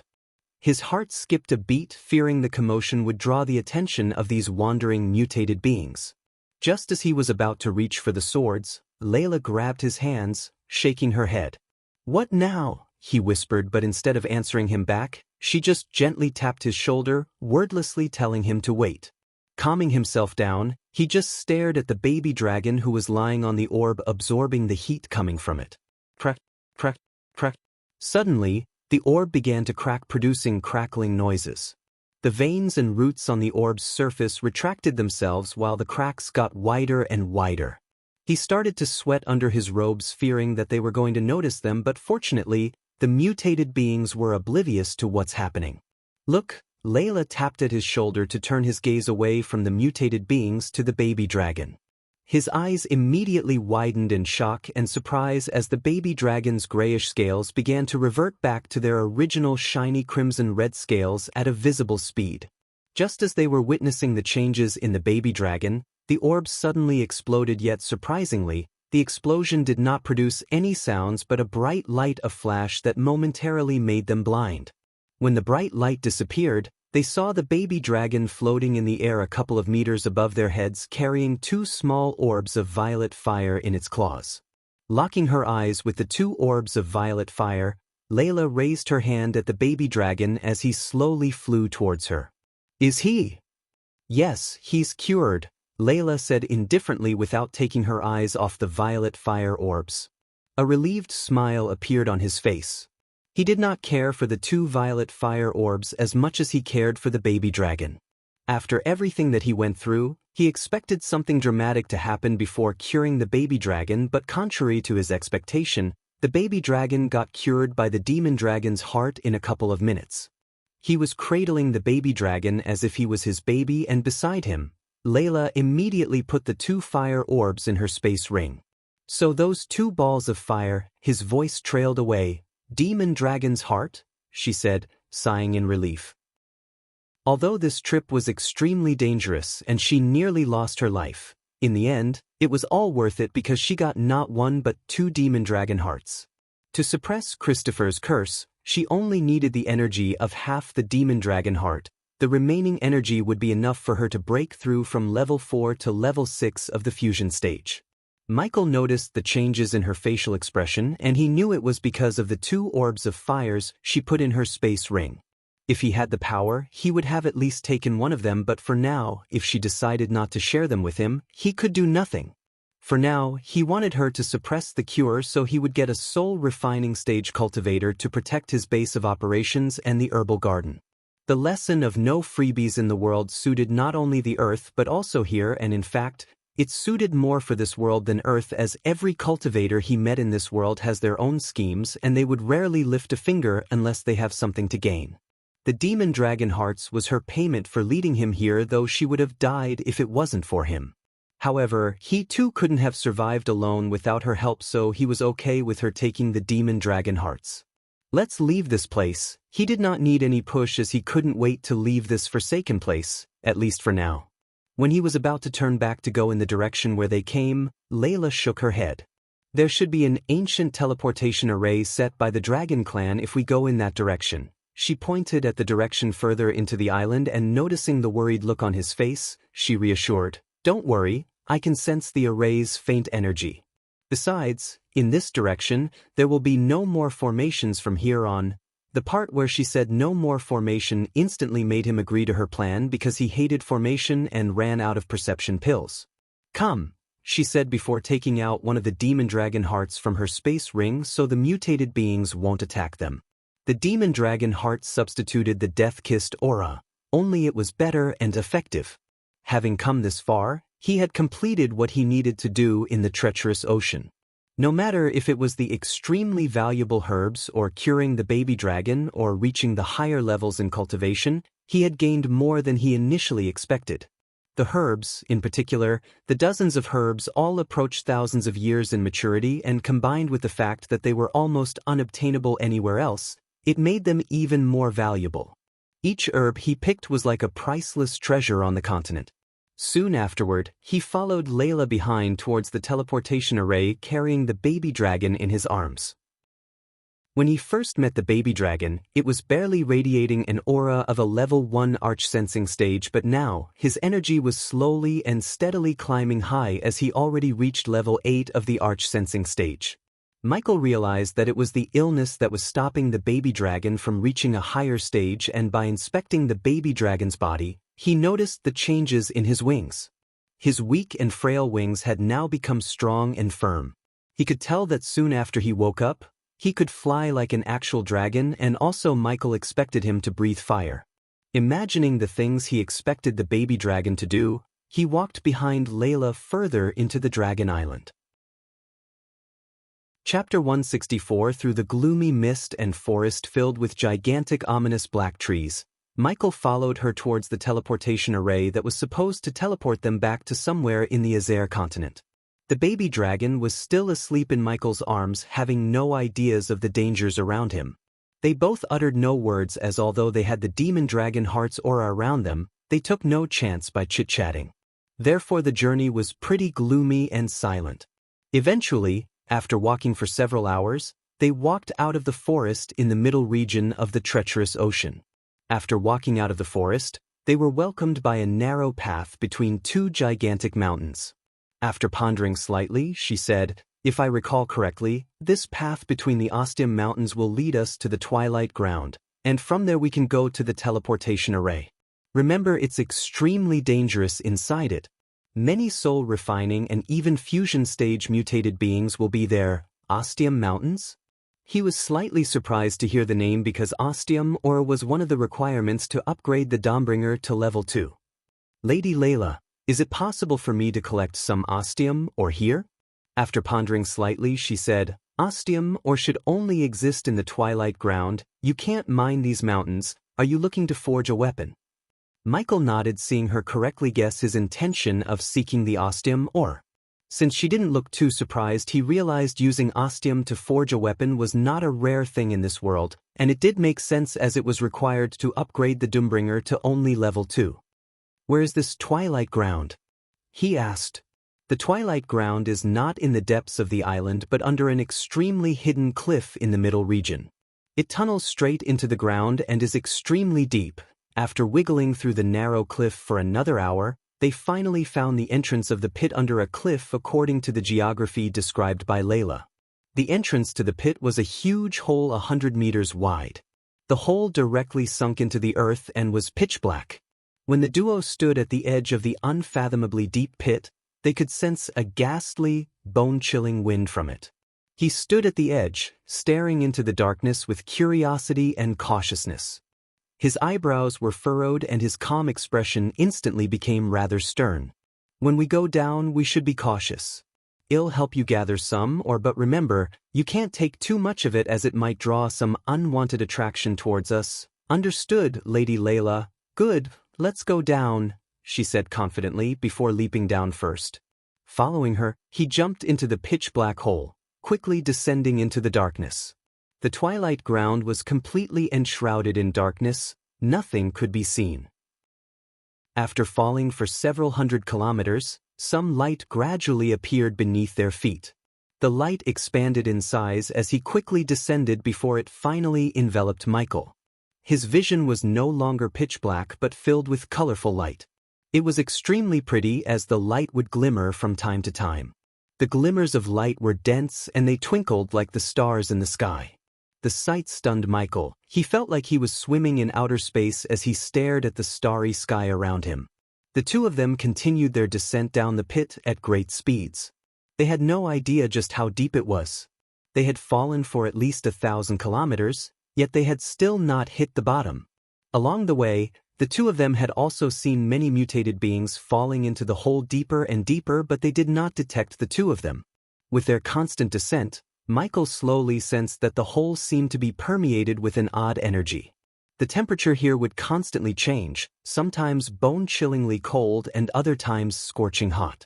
It was as if they constantly traveled between two regions of opposite climates. What is this place?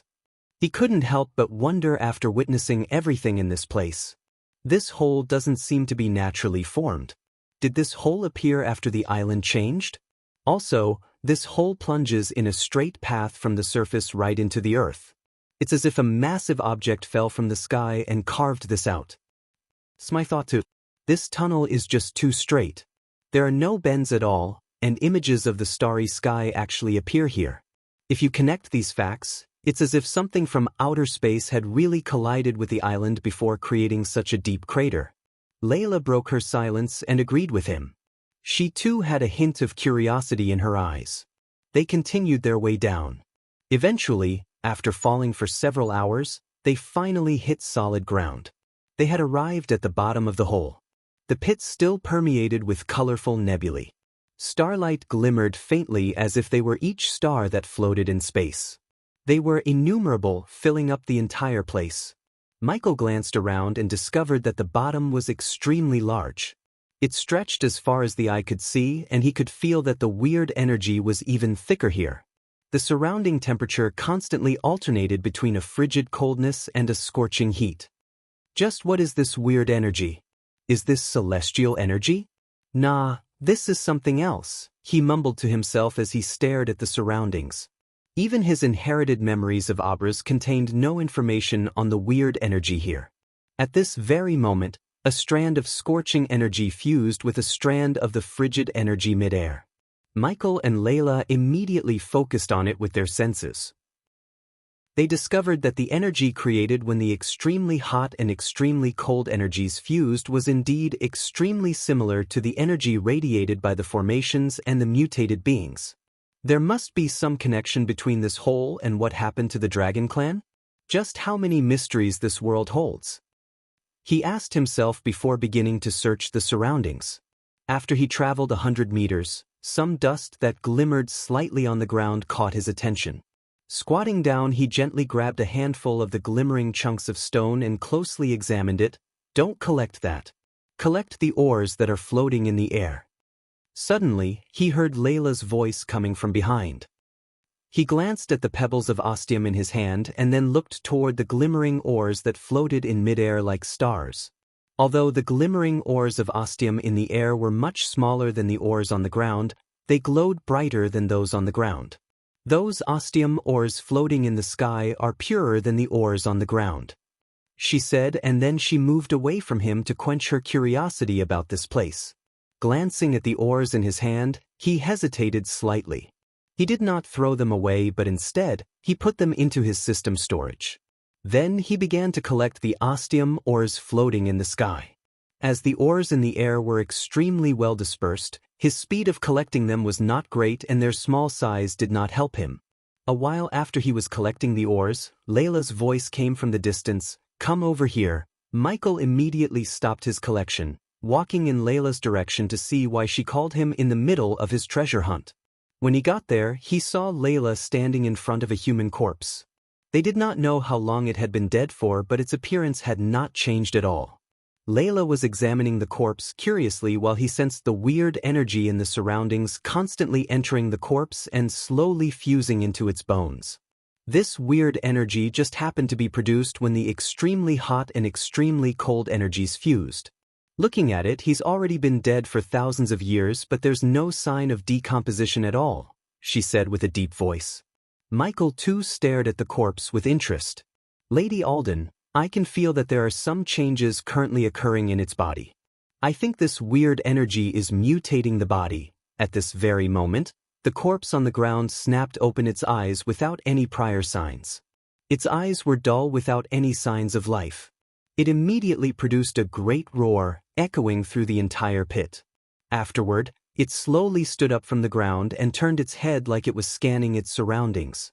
His hands were already reaching for the swords, but Layla shook her head, wordlessly telling him not to do anything. "Let's back away," she whispered to him, slowly backing away from the mutated being while the mutated being started to wander around the place mindlessly. Although she had fulfilled what she needed in coming here, she had no intention of leaving immediately, unlike she pretended.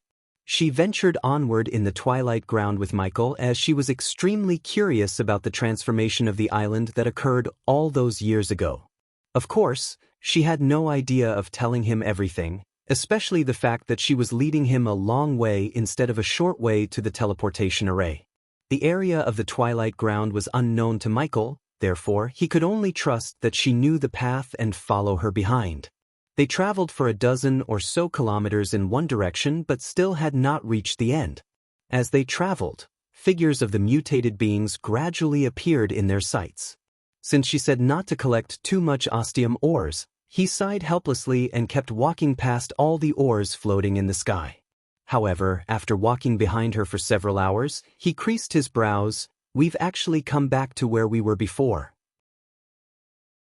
Chapter 165. Considering Michael searched the place for ostium ores before starting to collect the ores floating in the air, he was familiar with the layout and he instantly realized that they came back where they were before.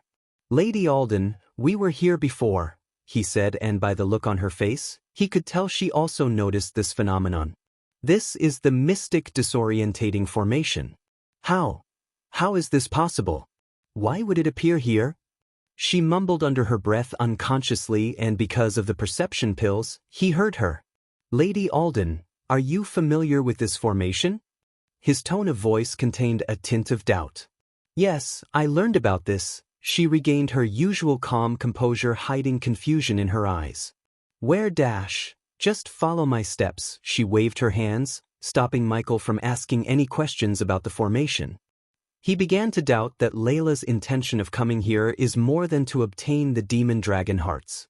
He hesitated for a while before he followed her behind. He decided to trust Layla this once to see if she had a method to break through the formation or not.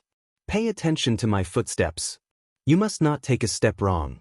If you do, you won't be able to break out. She warned him again. She then began to step back and forth like she was slow dancing. There were 38 steps required in total to walk out from the formation. When she took the 9th step, the surroundings immediately began to change. She discovered that she had actually arrived in a vast starry sky. Afterward, Michael appeared behind her. When he realized he's now in a vast starry sky, they all stared blankly. They were extremely shocked. Unlike before, at this moment he could see outer space as his vision was filled with nebulas, Milky Ways, bright stars, and even colorful lush planets. Whoa! Is everything before me an illusion, or have I really come to outer space? He said in shock. He could not tell whether what he saw right now was real or fake. Michael observed the surroundings, frowning his eyebrows. A couple of seconds after he was staring at the scene speechlessly, Layla began to explain, "It's not an illusion, it's real. We've really come to outer space." Whoever cast the formation must have had some terrifying level of understanding about formations. The steps we're taking right now to walk out of the formation just happens to match the bridge that leads to the other side. Every step matches perfectly with an extremely crucial point of the bridge. Stepping wrongly would be like stepping off the bridge and falling into the water. What would happen if we took the wrong step? Although what she said was like a fictitious story to him, he believed it firmly because he was not the one to doubt. After all, he has a system with him. Who would believe that? She shrugged. I don't know. This formation connects worlds and is extremely profound. Everything before us is real. We followed the bridge and arrived in outer space, and only by following it we can reach the very end successfully. If we take a step wrong during this time, perhaps we will return to the treacherous ocean, or maybe we will be thrown into the vast outer space or simply die a horrible death. Hearing her words, he became rather stern. As the system went safe mode, he treated everything with utmost vigilance. Who would have cast this formation? They actually extended it into outer space, bridging outer space and the world. Unbelievable, he sighed in amazement, his inner voice filled with sincere respect and admiration. Let's go, she said solemnly, continuing on her way with mystical steps. He quickly shoved all of his curiosity and questions to the back of his mind, carefully following her steps in the empty space. With every step they took, the surrounding starry space would undergo some minute changes, as if they had crossed several hundred miles with just a couple of steps. When the two of them took the 13th step, the scene before them suddenly changed. The starry space around them disappeared and they had arrived at a circular tunnel 10 meters in diameter. It was chaotic around the tunnel, one could see nothing but darkness and hear an unearthly humming. This is the spatial tunnel, she said with a deep voice. What's a spatial tunnel? Michael asked subconsciously out of curiosity, holding the baby dragon tightly. This was the first time he had ever heard of something called a spatial tunnel. I don't know either. She shook her head quickly. He knew she was lying, but he also knew she wouldn't reveal anything even if he asked her. However, he couldn't help but wonder where she got all this information about formations and everything related to the treacherous ocean. They traveled through the tunnel step by step. When they reached the 30th step, the tunnel suddenly began to tremble violently. Soon afterward, a powerful storm of energy suddenly appeared far away and quickly rushed toward the group. Layla's expression changed abruptly as she cried out, "Spatial storm! We need to get out of here as soon as possible before the storm gets worse." With that, her footsteps suddenly sped up, quickly advancing forwards. The spatial storm rushed toward them from behind, quickly surging at the two of them. It forced them to advance as fast as they could. Right now, he was completely focused on her steps and copying her steps to perfection. As the last step fell, Michael's vision suddenly opened up. The spatial tunnel and the spatial storm that surged behind him all disappeared as if he had arrived in a different world. It was extremely peaceful in the surroundings without any dangers. However, he had no time to observe this foreign world. He hurriedly turned around to look back and only saw a ripple in space. Layla appeared before Michael, slightly panic-stricken. Her forehead was wet with sweat, clearly due to being overly anxious. When she saw that she had finally left the damned spatial tunnel, Layla immediately relaxed slightly. She roughly scanned the surroundings before turning around and looking backward to see if there were any mutated beings nearby. Layla sat silently nearby with her vina in her hands, but she was stern.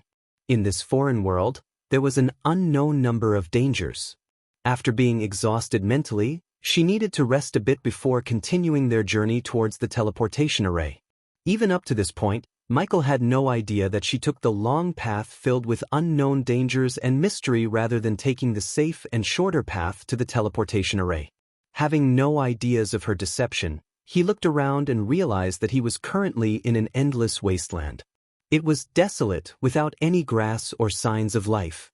There was no sun or stars in the sky. It was a hazy gray and did not even have clouds. After a while, he turned his gaze to Layla, who just stood up, ready to leave. Where to next? After some silence and thought, she replied, "There should be a path leading to the teleportation array a couple of miles away from here. I can sense it. Let's go," she said, but she herself wasn't completely sure about what lies next. However, since that person who cast the formation put so much effort into constructing a spatial tunnel that crosses through the stars on the Dragon's Island leading up to here, she believed that there's some secret hidden here and she wanted to see what it is. Michael hesitated slightly because even though they didn't meet any mutated beings on their way here, this place and everything gave him a bad feeling. For now, the only thing he could do was follow Layla, in hopes that she knew the way of getting out of here. At this very moment, an ancient, desolate presence appeared in the far-off distance. It was vast and boundless, quickly expanding into the distance with a soul-shaking might. Feeling the presence, the expressions of the two changed greatly. Before the presence, they felt like even an ant was more significant than them. The pair could not even think of resisting before the presence. Shortly afterward, two colors, red and blue, appeared beyond the horizon. They plunged into the sky like two pillars, radiating with an ancient and desolate presence. Both of them unconsciously looked at the two pillars of light. Afterward, their minds rumbled. Currently, they simultaneously envisioned a foreign scene. They witnessed the chaos before everything, as well as the birth of stars, Milky Ways, and even the universes. Wake up. At this very moment, a powerful shout of the system reverberated through Michael's head. It woke him up and the previous scene of chaos completely disappeared. He returned to reality and he was not the only one who awakened. Even Layla beside him returned to her senses from the powerful shout of the system. System, what the hell was that? What did I just see? Did I just witness the scene where this world was created? Michael's mind was filled with questions. His hands were shaking uncontrollably. The scene with the primordial chaos constantly flashed through his head. He had never felt this terrified in his entire life. The scene of the world creation and the presence of the two lights shook his core, making his mind go blank and weak. The system level is too low to answer the host's question, and the stuff on that level is not something you should know or the system can explain right now. What you just witnessed is not the creation of this world but everything. With your power level, knowing more about this will only lead you to certain death, the system said seriously, and just before he could curse the system for not telling him anything, its voice sounded again in his mind. However, the system's serious tone took a 180 turn as it sounded like it was cooking up some plan. Layla, on the other hand, did not pay any attention to Michael. She just kept looking at the two pillars of light that surged toward the sky in the distance. Her expressions were mixed, grim while also pleasantly surprised. "What are you doing?" He saw her taking out Angel's vina from her space ring. "I'm going to harness some energy from the pillars," she said before dashing towards the light pillars in the distance, giving him no time to stop her. "What?" Michael was astounded.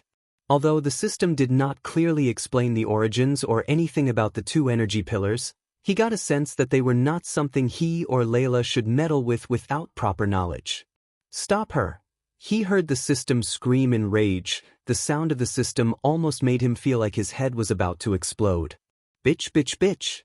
Having heard of the system scream and curse like never before, he rushed behind Layla to stop her from doing something incredibly stupid, not because he wanted to save her, but he didn't want her to do something that could jeopardize his and the baby dragon's life. Chapter 166. As soon as Michael approached the two light pillars, he felt intense cold energy and scorching hot energy at the same time. His body suddenly jolted and his steps came to a screeching halt. His face immediately became bright red while a terrifying heat began to radiate from his body.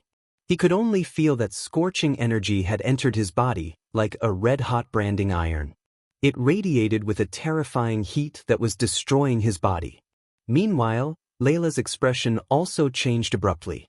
She immediately became sheet white. An extremely cold aura began to radiate from her and there were vague signs of the ground freezing. She had also encountered a situation like Michael, though the energy within her was frigid rather than scorching. Wherever the energy passed by, that part of her body became crystallized. With her level of strength, she shouldn't have even got closer to the first energies, yet she tried to harness both the yin and yang energy from them. As much as he loved to converse with the system, it was not the time, as he struggled to keep the scorching hot energy from his body burning him from within. Now the yin and yang from the first energies looking for a suitable vessel, and your bodies cannot handle them right now. The system can use the first energies to come out of the safe mode, but the host must transfer the excess yang energy that just entered your body to Layla. How?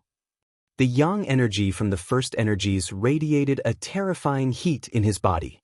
He knew his body would not be able to withstand it for too long. His organs felt like they were on fire, producing waves of violent pain. Outside Michael's body, red ripples of air that were vaguely visible spread out. It was the heat from his body and it caused the surrounding temperature to skyrocket. Are you still fucking sleeping? Even after everything he had gone through, the baby dragon was sleeping in his arms snoring. He wanted to punch the baby dragon's little face after hearing him snore. Beside him, Layla sat on the ground with her eyes closed. Signs of agonizing pain could be seen on her face. She radiated with an extremely frigid coldness that formed a thick layer of ice in a meter radius around her, and occasionally he could feel an intense hot wave surging from her body. Michael and Layla were each absorbing the yang and the yin energies from the first energies. The characteristics of the two energies were polar opposites, contrasting sharply with one another. There are two methods to transfer the yin and yang energies between your bodies. Just spit it out, I can't resist much longer, Michael said hurriedly. In his body, the yang energy was like a burning flame that slowly inched its way toward his mind, while the yin energy within his body slowly began to crystallize his skin. Master, you and that girl beside you each absorbed the supreme yang and supreme yin qi. If you want to neutralize this energy, both of you must cooperate. You must cancel it by using a method to balance the yin and the yang and then absorb it. This will bring great benefits along with it, Xiang said. He carried a rather weird expression. Bang her. He almost stumbled down when he heard the system shout bang her in his mind, and for a second, he thought he misheard the system. Are you kidding me?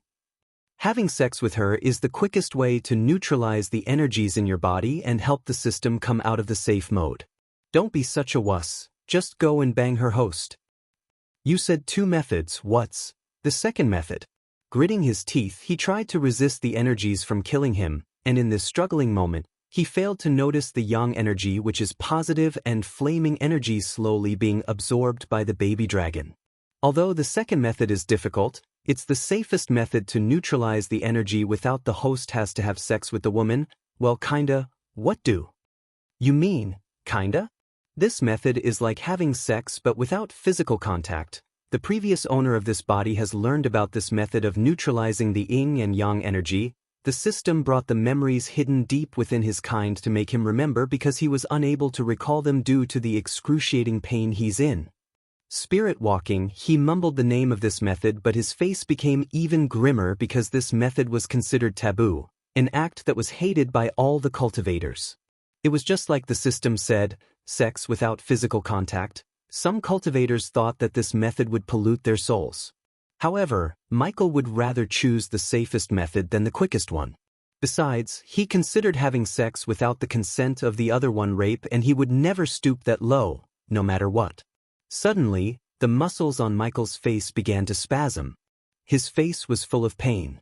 The yang energy in his body was currently burning away at his vitality and flesh. It was as if scorching flames currently flowed at his chest, drawing closer and closer to his head. Meanwhile, Michael's entire body had become like a red-hot branding iron, now bright red. Arg! A howl resounded from the side. It was filled with pain.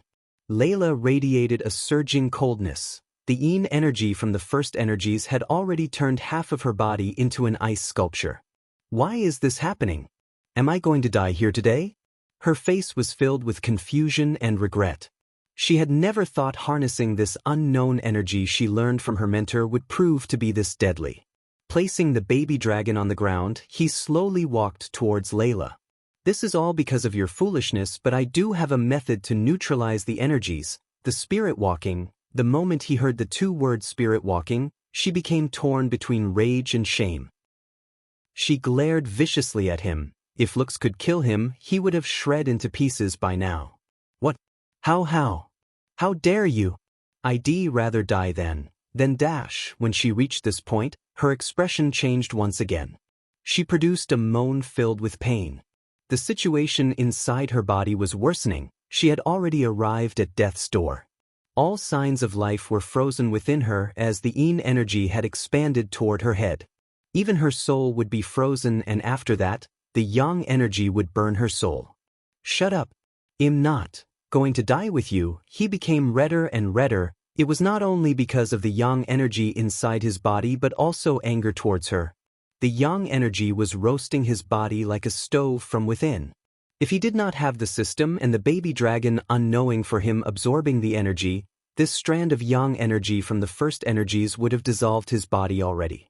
His gaze gradually became determined. Gritting his teeth, he directly lunged toward her and placed his head on her frozen forehead to start the spirit walking. Layla immediately snapped open her eyes. Her alluring phoenix eyes lost the calmness from before and were now filled with panic. She tried as hard as she could to raise her arms that were frozen to the point of absolute numbness in an attempt to push him away, but she just could not do so with the current condition of her body. What are you doing? You bastard! Go away! Her voice was filled with panic. She was a strong woman who protected the purity of both her body and her soul. Even if she died, she did not want to be sullied by others. It was all your fault. Who said you to harness that fucking weird energy in the first place? He yelled at her before his consciousness slowly began to fade away. You bastard, go away. She wanted to push him away from her, but she was incapable of that. He tightly grabbed her shoulders to stop her from resisting. The coldness radiating from her just happened to be the counter for the yang energy. When he chanted the ancient words to start the spirit walking with her, the extreme coldness and heat from their bodies came together. There were vague signs of neutralization. It weakened the rigidness and scorching heat from both of them a little. Layla's deeply frozen body also showed signs of melting. Not long afterward, all the ice on her body melted and she was returning to her previous state. The system is creating the Omega level protection. 2% completed, 3% completed. Although the notifications in his mind were a piece of great news to him, he couldn't celebrate as the danger of the yang and yin energies remained. Arg! What are you doing? You bastard, let me go! She cried out as she struggled violently. She began to resist with all she had, sensing her spirit being intruded on by his. At this very moment, the energies within them had already reached their necks. Michael did not act like Layla. For him, spirit walking was not equal to having sex. He couldn't care less of the purity of her soul, at least with his method. He was not raping her physically, that was all that mattered to him. Ignoring Layla's violent struggles, he immediately focused harder to keep the connection between their souls. Gradually, the scorching hot yang energy from his body burned their clothes, revealing Michael's toned and Layla's silky soft milky body under her dress. You bastard! Release me. If you do it, I will never forgive you. Let me go immediately. She screamed, resisting the connection between them desperately. If it was under normal situations, the connection wouldn't have been established successfully, but because she tried to harness both the yang and the yin energy, the ancient spell worked without a hitch. Besides, she had no strength left in her body to fend him off. 38% completed. The host is doing a great job. The yin and yang energies from the first energies are extremely pure, so once you balance them out and absorb them, not only will it bring great benefits by increasing your strength, your body and soul will also adapt to the energy. If you ever encounter any yin or yang energy in the future, your bodies will have the power to resist them completely. There aren't any side effects, right? He asked the system in his mind, but the answer he received almost broke the connection between him and Layla. Kinda. Chapter 167. What the fuck do mean kinda? When you have physical sex, your seed will sprout as a new life inside your female counterpart. Yeah, it's called a baby, said Michael. He wondered whether the system was trying to annoy him intentionally or not. Just like the physical sex, there might be a teeny tiny chance for a spirit child to appear inside her after the spirit walking. Spirit child, what the heck is that? He asked, still maintaining the connection between him and Layla. To put it simply, it's a baby without a physical body, but the system can make sure the spirit child inherit nothing from the host, such as talents and characteristics. Do it, he said without even the slightest hesitation. He did not have any idea of having a kid until he reached his goal of controlling the world. Besides, he was not in love with Layla and would certainly not have a kid with her, a spirit baby or a real baby. And can't you stop a spirit child from forming? There's only a little chance for a spirit child to appear through spirit walking. At the moment, the system cannot stop the spirit child from forming but can leave a mark in her body that would prevent the spirit child from inheriting anything from the host, whatever, he said before concentrating on keeping the connection between him and Layla and neutralizing the energies. Little by little, he began to lose consciousness. 58% completed, an unearthly humming sound emerged in the desolate wasteland, making the dead world slightly livelier. The sound continued for an hour, before slowly quieting down. Afterward, there were no more sounds. The wasteland recovered its deathly silence. At the moment, Michael and Layla lay on the wasteland naked. They both had their eyes closed, currently unconscious. No one knew whether they had fallen asleep or fallen unconscious. A miniature version of the red and blue energy on the horizon appeared above their bodies before gradually fading away from the sight. Layla's veil was already removed, revealing her appearance. She was extremely beautiful, to the point where it could no longer be described as alluring or kingdom-toppling. On Michael's back, many scratches crisscrossed. They did not break through his skin, but there were clearly visible marks. The two of them lay on the cold ground just like this. Whether they were in deep sleep or unconscious, they did not wake up even after a long time. 98% completed. Initializing the termination process of safe mode. Absorbing the first energies. Forming a shield preventing the omegas from detecting the creator energy. Shield successfully formed. The host has received a legendary gift box. Found excess amount of yang energy in the host's body. Activating energy devourer. Experience points converted 50,000. Experience points converted 100,000. Experience points converted 70,000. Congratulations to the host for leveling up. The current level is Body Strengthening Stage Level 8. Experience points converted 50,000. Congratulations to the host for leveling up. The current level is Body Strengthening Stage Level 9. Michael was completely unconscious and oblivious of what's happening to him. The energy devourer kept converting the weak excess yang energy remained in his body to experience points, and because the first energy was extremely powerful compared to the arch energy, the conversion directly made him break through a couple of levels at once. On the other hand, Layla could only reach the next sublevel as her body couldn't use the excess yang energy in her body as the system did. Experience points converted 70,000. Experience points converted 150,000. Congratulations to the host for leveling up. The current level is Body Strengthening Stage Level 10. From afar, the two pillars of red and blue light remained, stretching into the sky. They gave off slivers of yin and yang energy that slowly fused into the two. However, the energy was no longer able to cause any harm to the unconscious duo, and as soon as the energy entered their bodies, it would be balanced out, turning into gentle energy before being absorbed by them. A portion fused with their bodies, while the remaining part merged with their heads.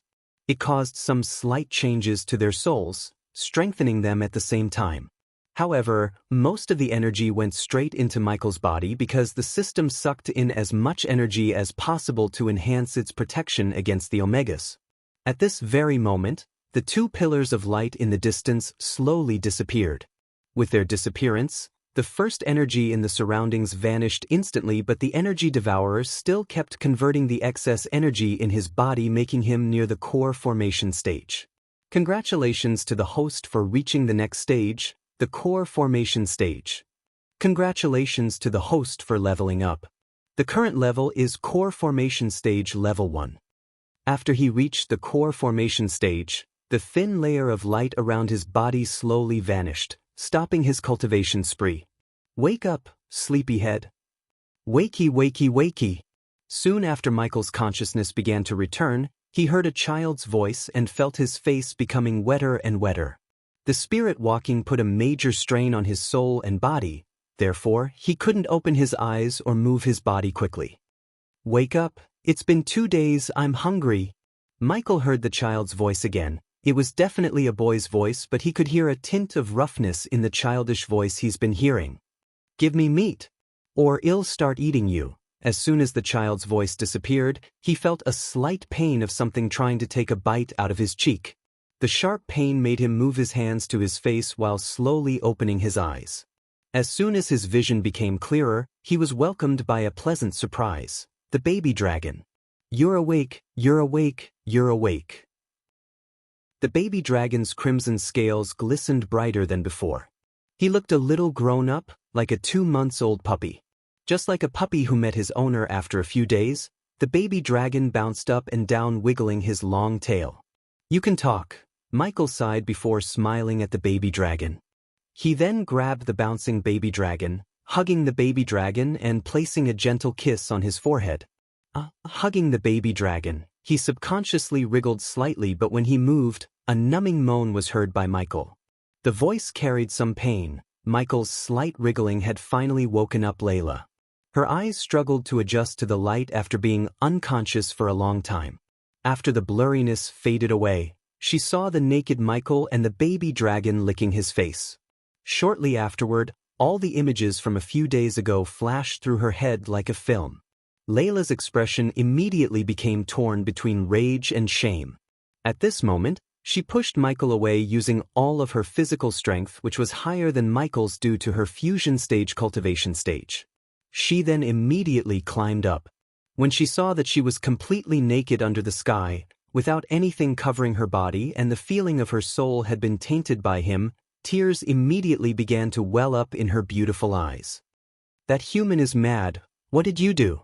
The baby dragon stopped showering Michael's face with kisses and climbed onto his shoulder. Forcefully resisting her anger, Layla pulled out a new violet dress from her space ring and quickly draped it over herself. She stared viciously at him and the baby dragon with flames of rage, while more and more tears welled up. Her eyes were filled with misery. Sensing the hostility towards them in her eyes, the baby dragon hissed at her, ready to attack her any second. Wow, I've reached the core formation stage? Just like the baby dragon, he too prepared himself not to fight her but to run as fast as he could from her because he knew she was overwhelmed by rage and she would not listen to any reason. System, don't worry host, the system has left a mark in her soul while you were spirit walking. She cannot hurt you and Hayrace a gift for you helping the system come out of the safe mode. The system voice now sounded more humane. The voice sounded like a man and a woman at the same time. However, the return of the system put a wide grin on Michael's face. The very next moment, a black outfit began to cover his body from toe to chest. If he saw himself in a mirror, he would instantly recognize this iconic outfit once worn by the one and only character Blade, the part vampire, part human. Nonetheless, the outfit was not exactly the same as in the movies. The system had made some changes such as adding shiny metal chest plates, silver embodiment on the edges, and a few other noticeable changes so he wouldn't stand out too much in the crowd. Despite the indescribable beauty standing in front of him, he was too focused on himself. It's so good to be back together, Michael said under his breath, cracking his neck and knuckles. Looking at the grin on his face, she became furious and roared at him, You bastard, you beast taking advantage of people. You actually used such a despicable method to take sully my soul. I will never forgive you.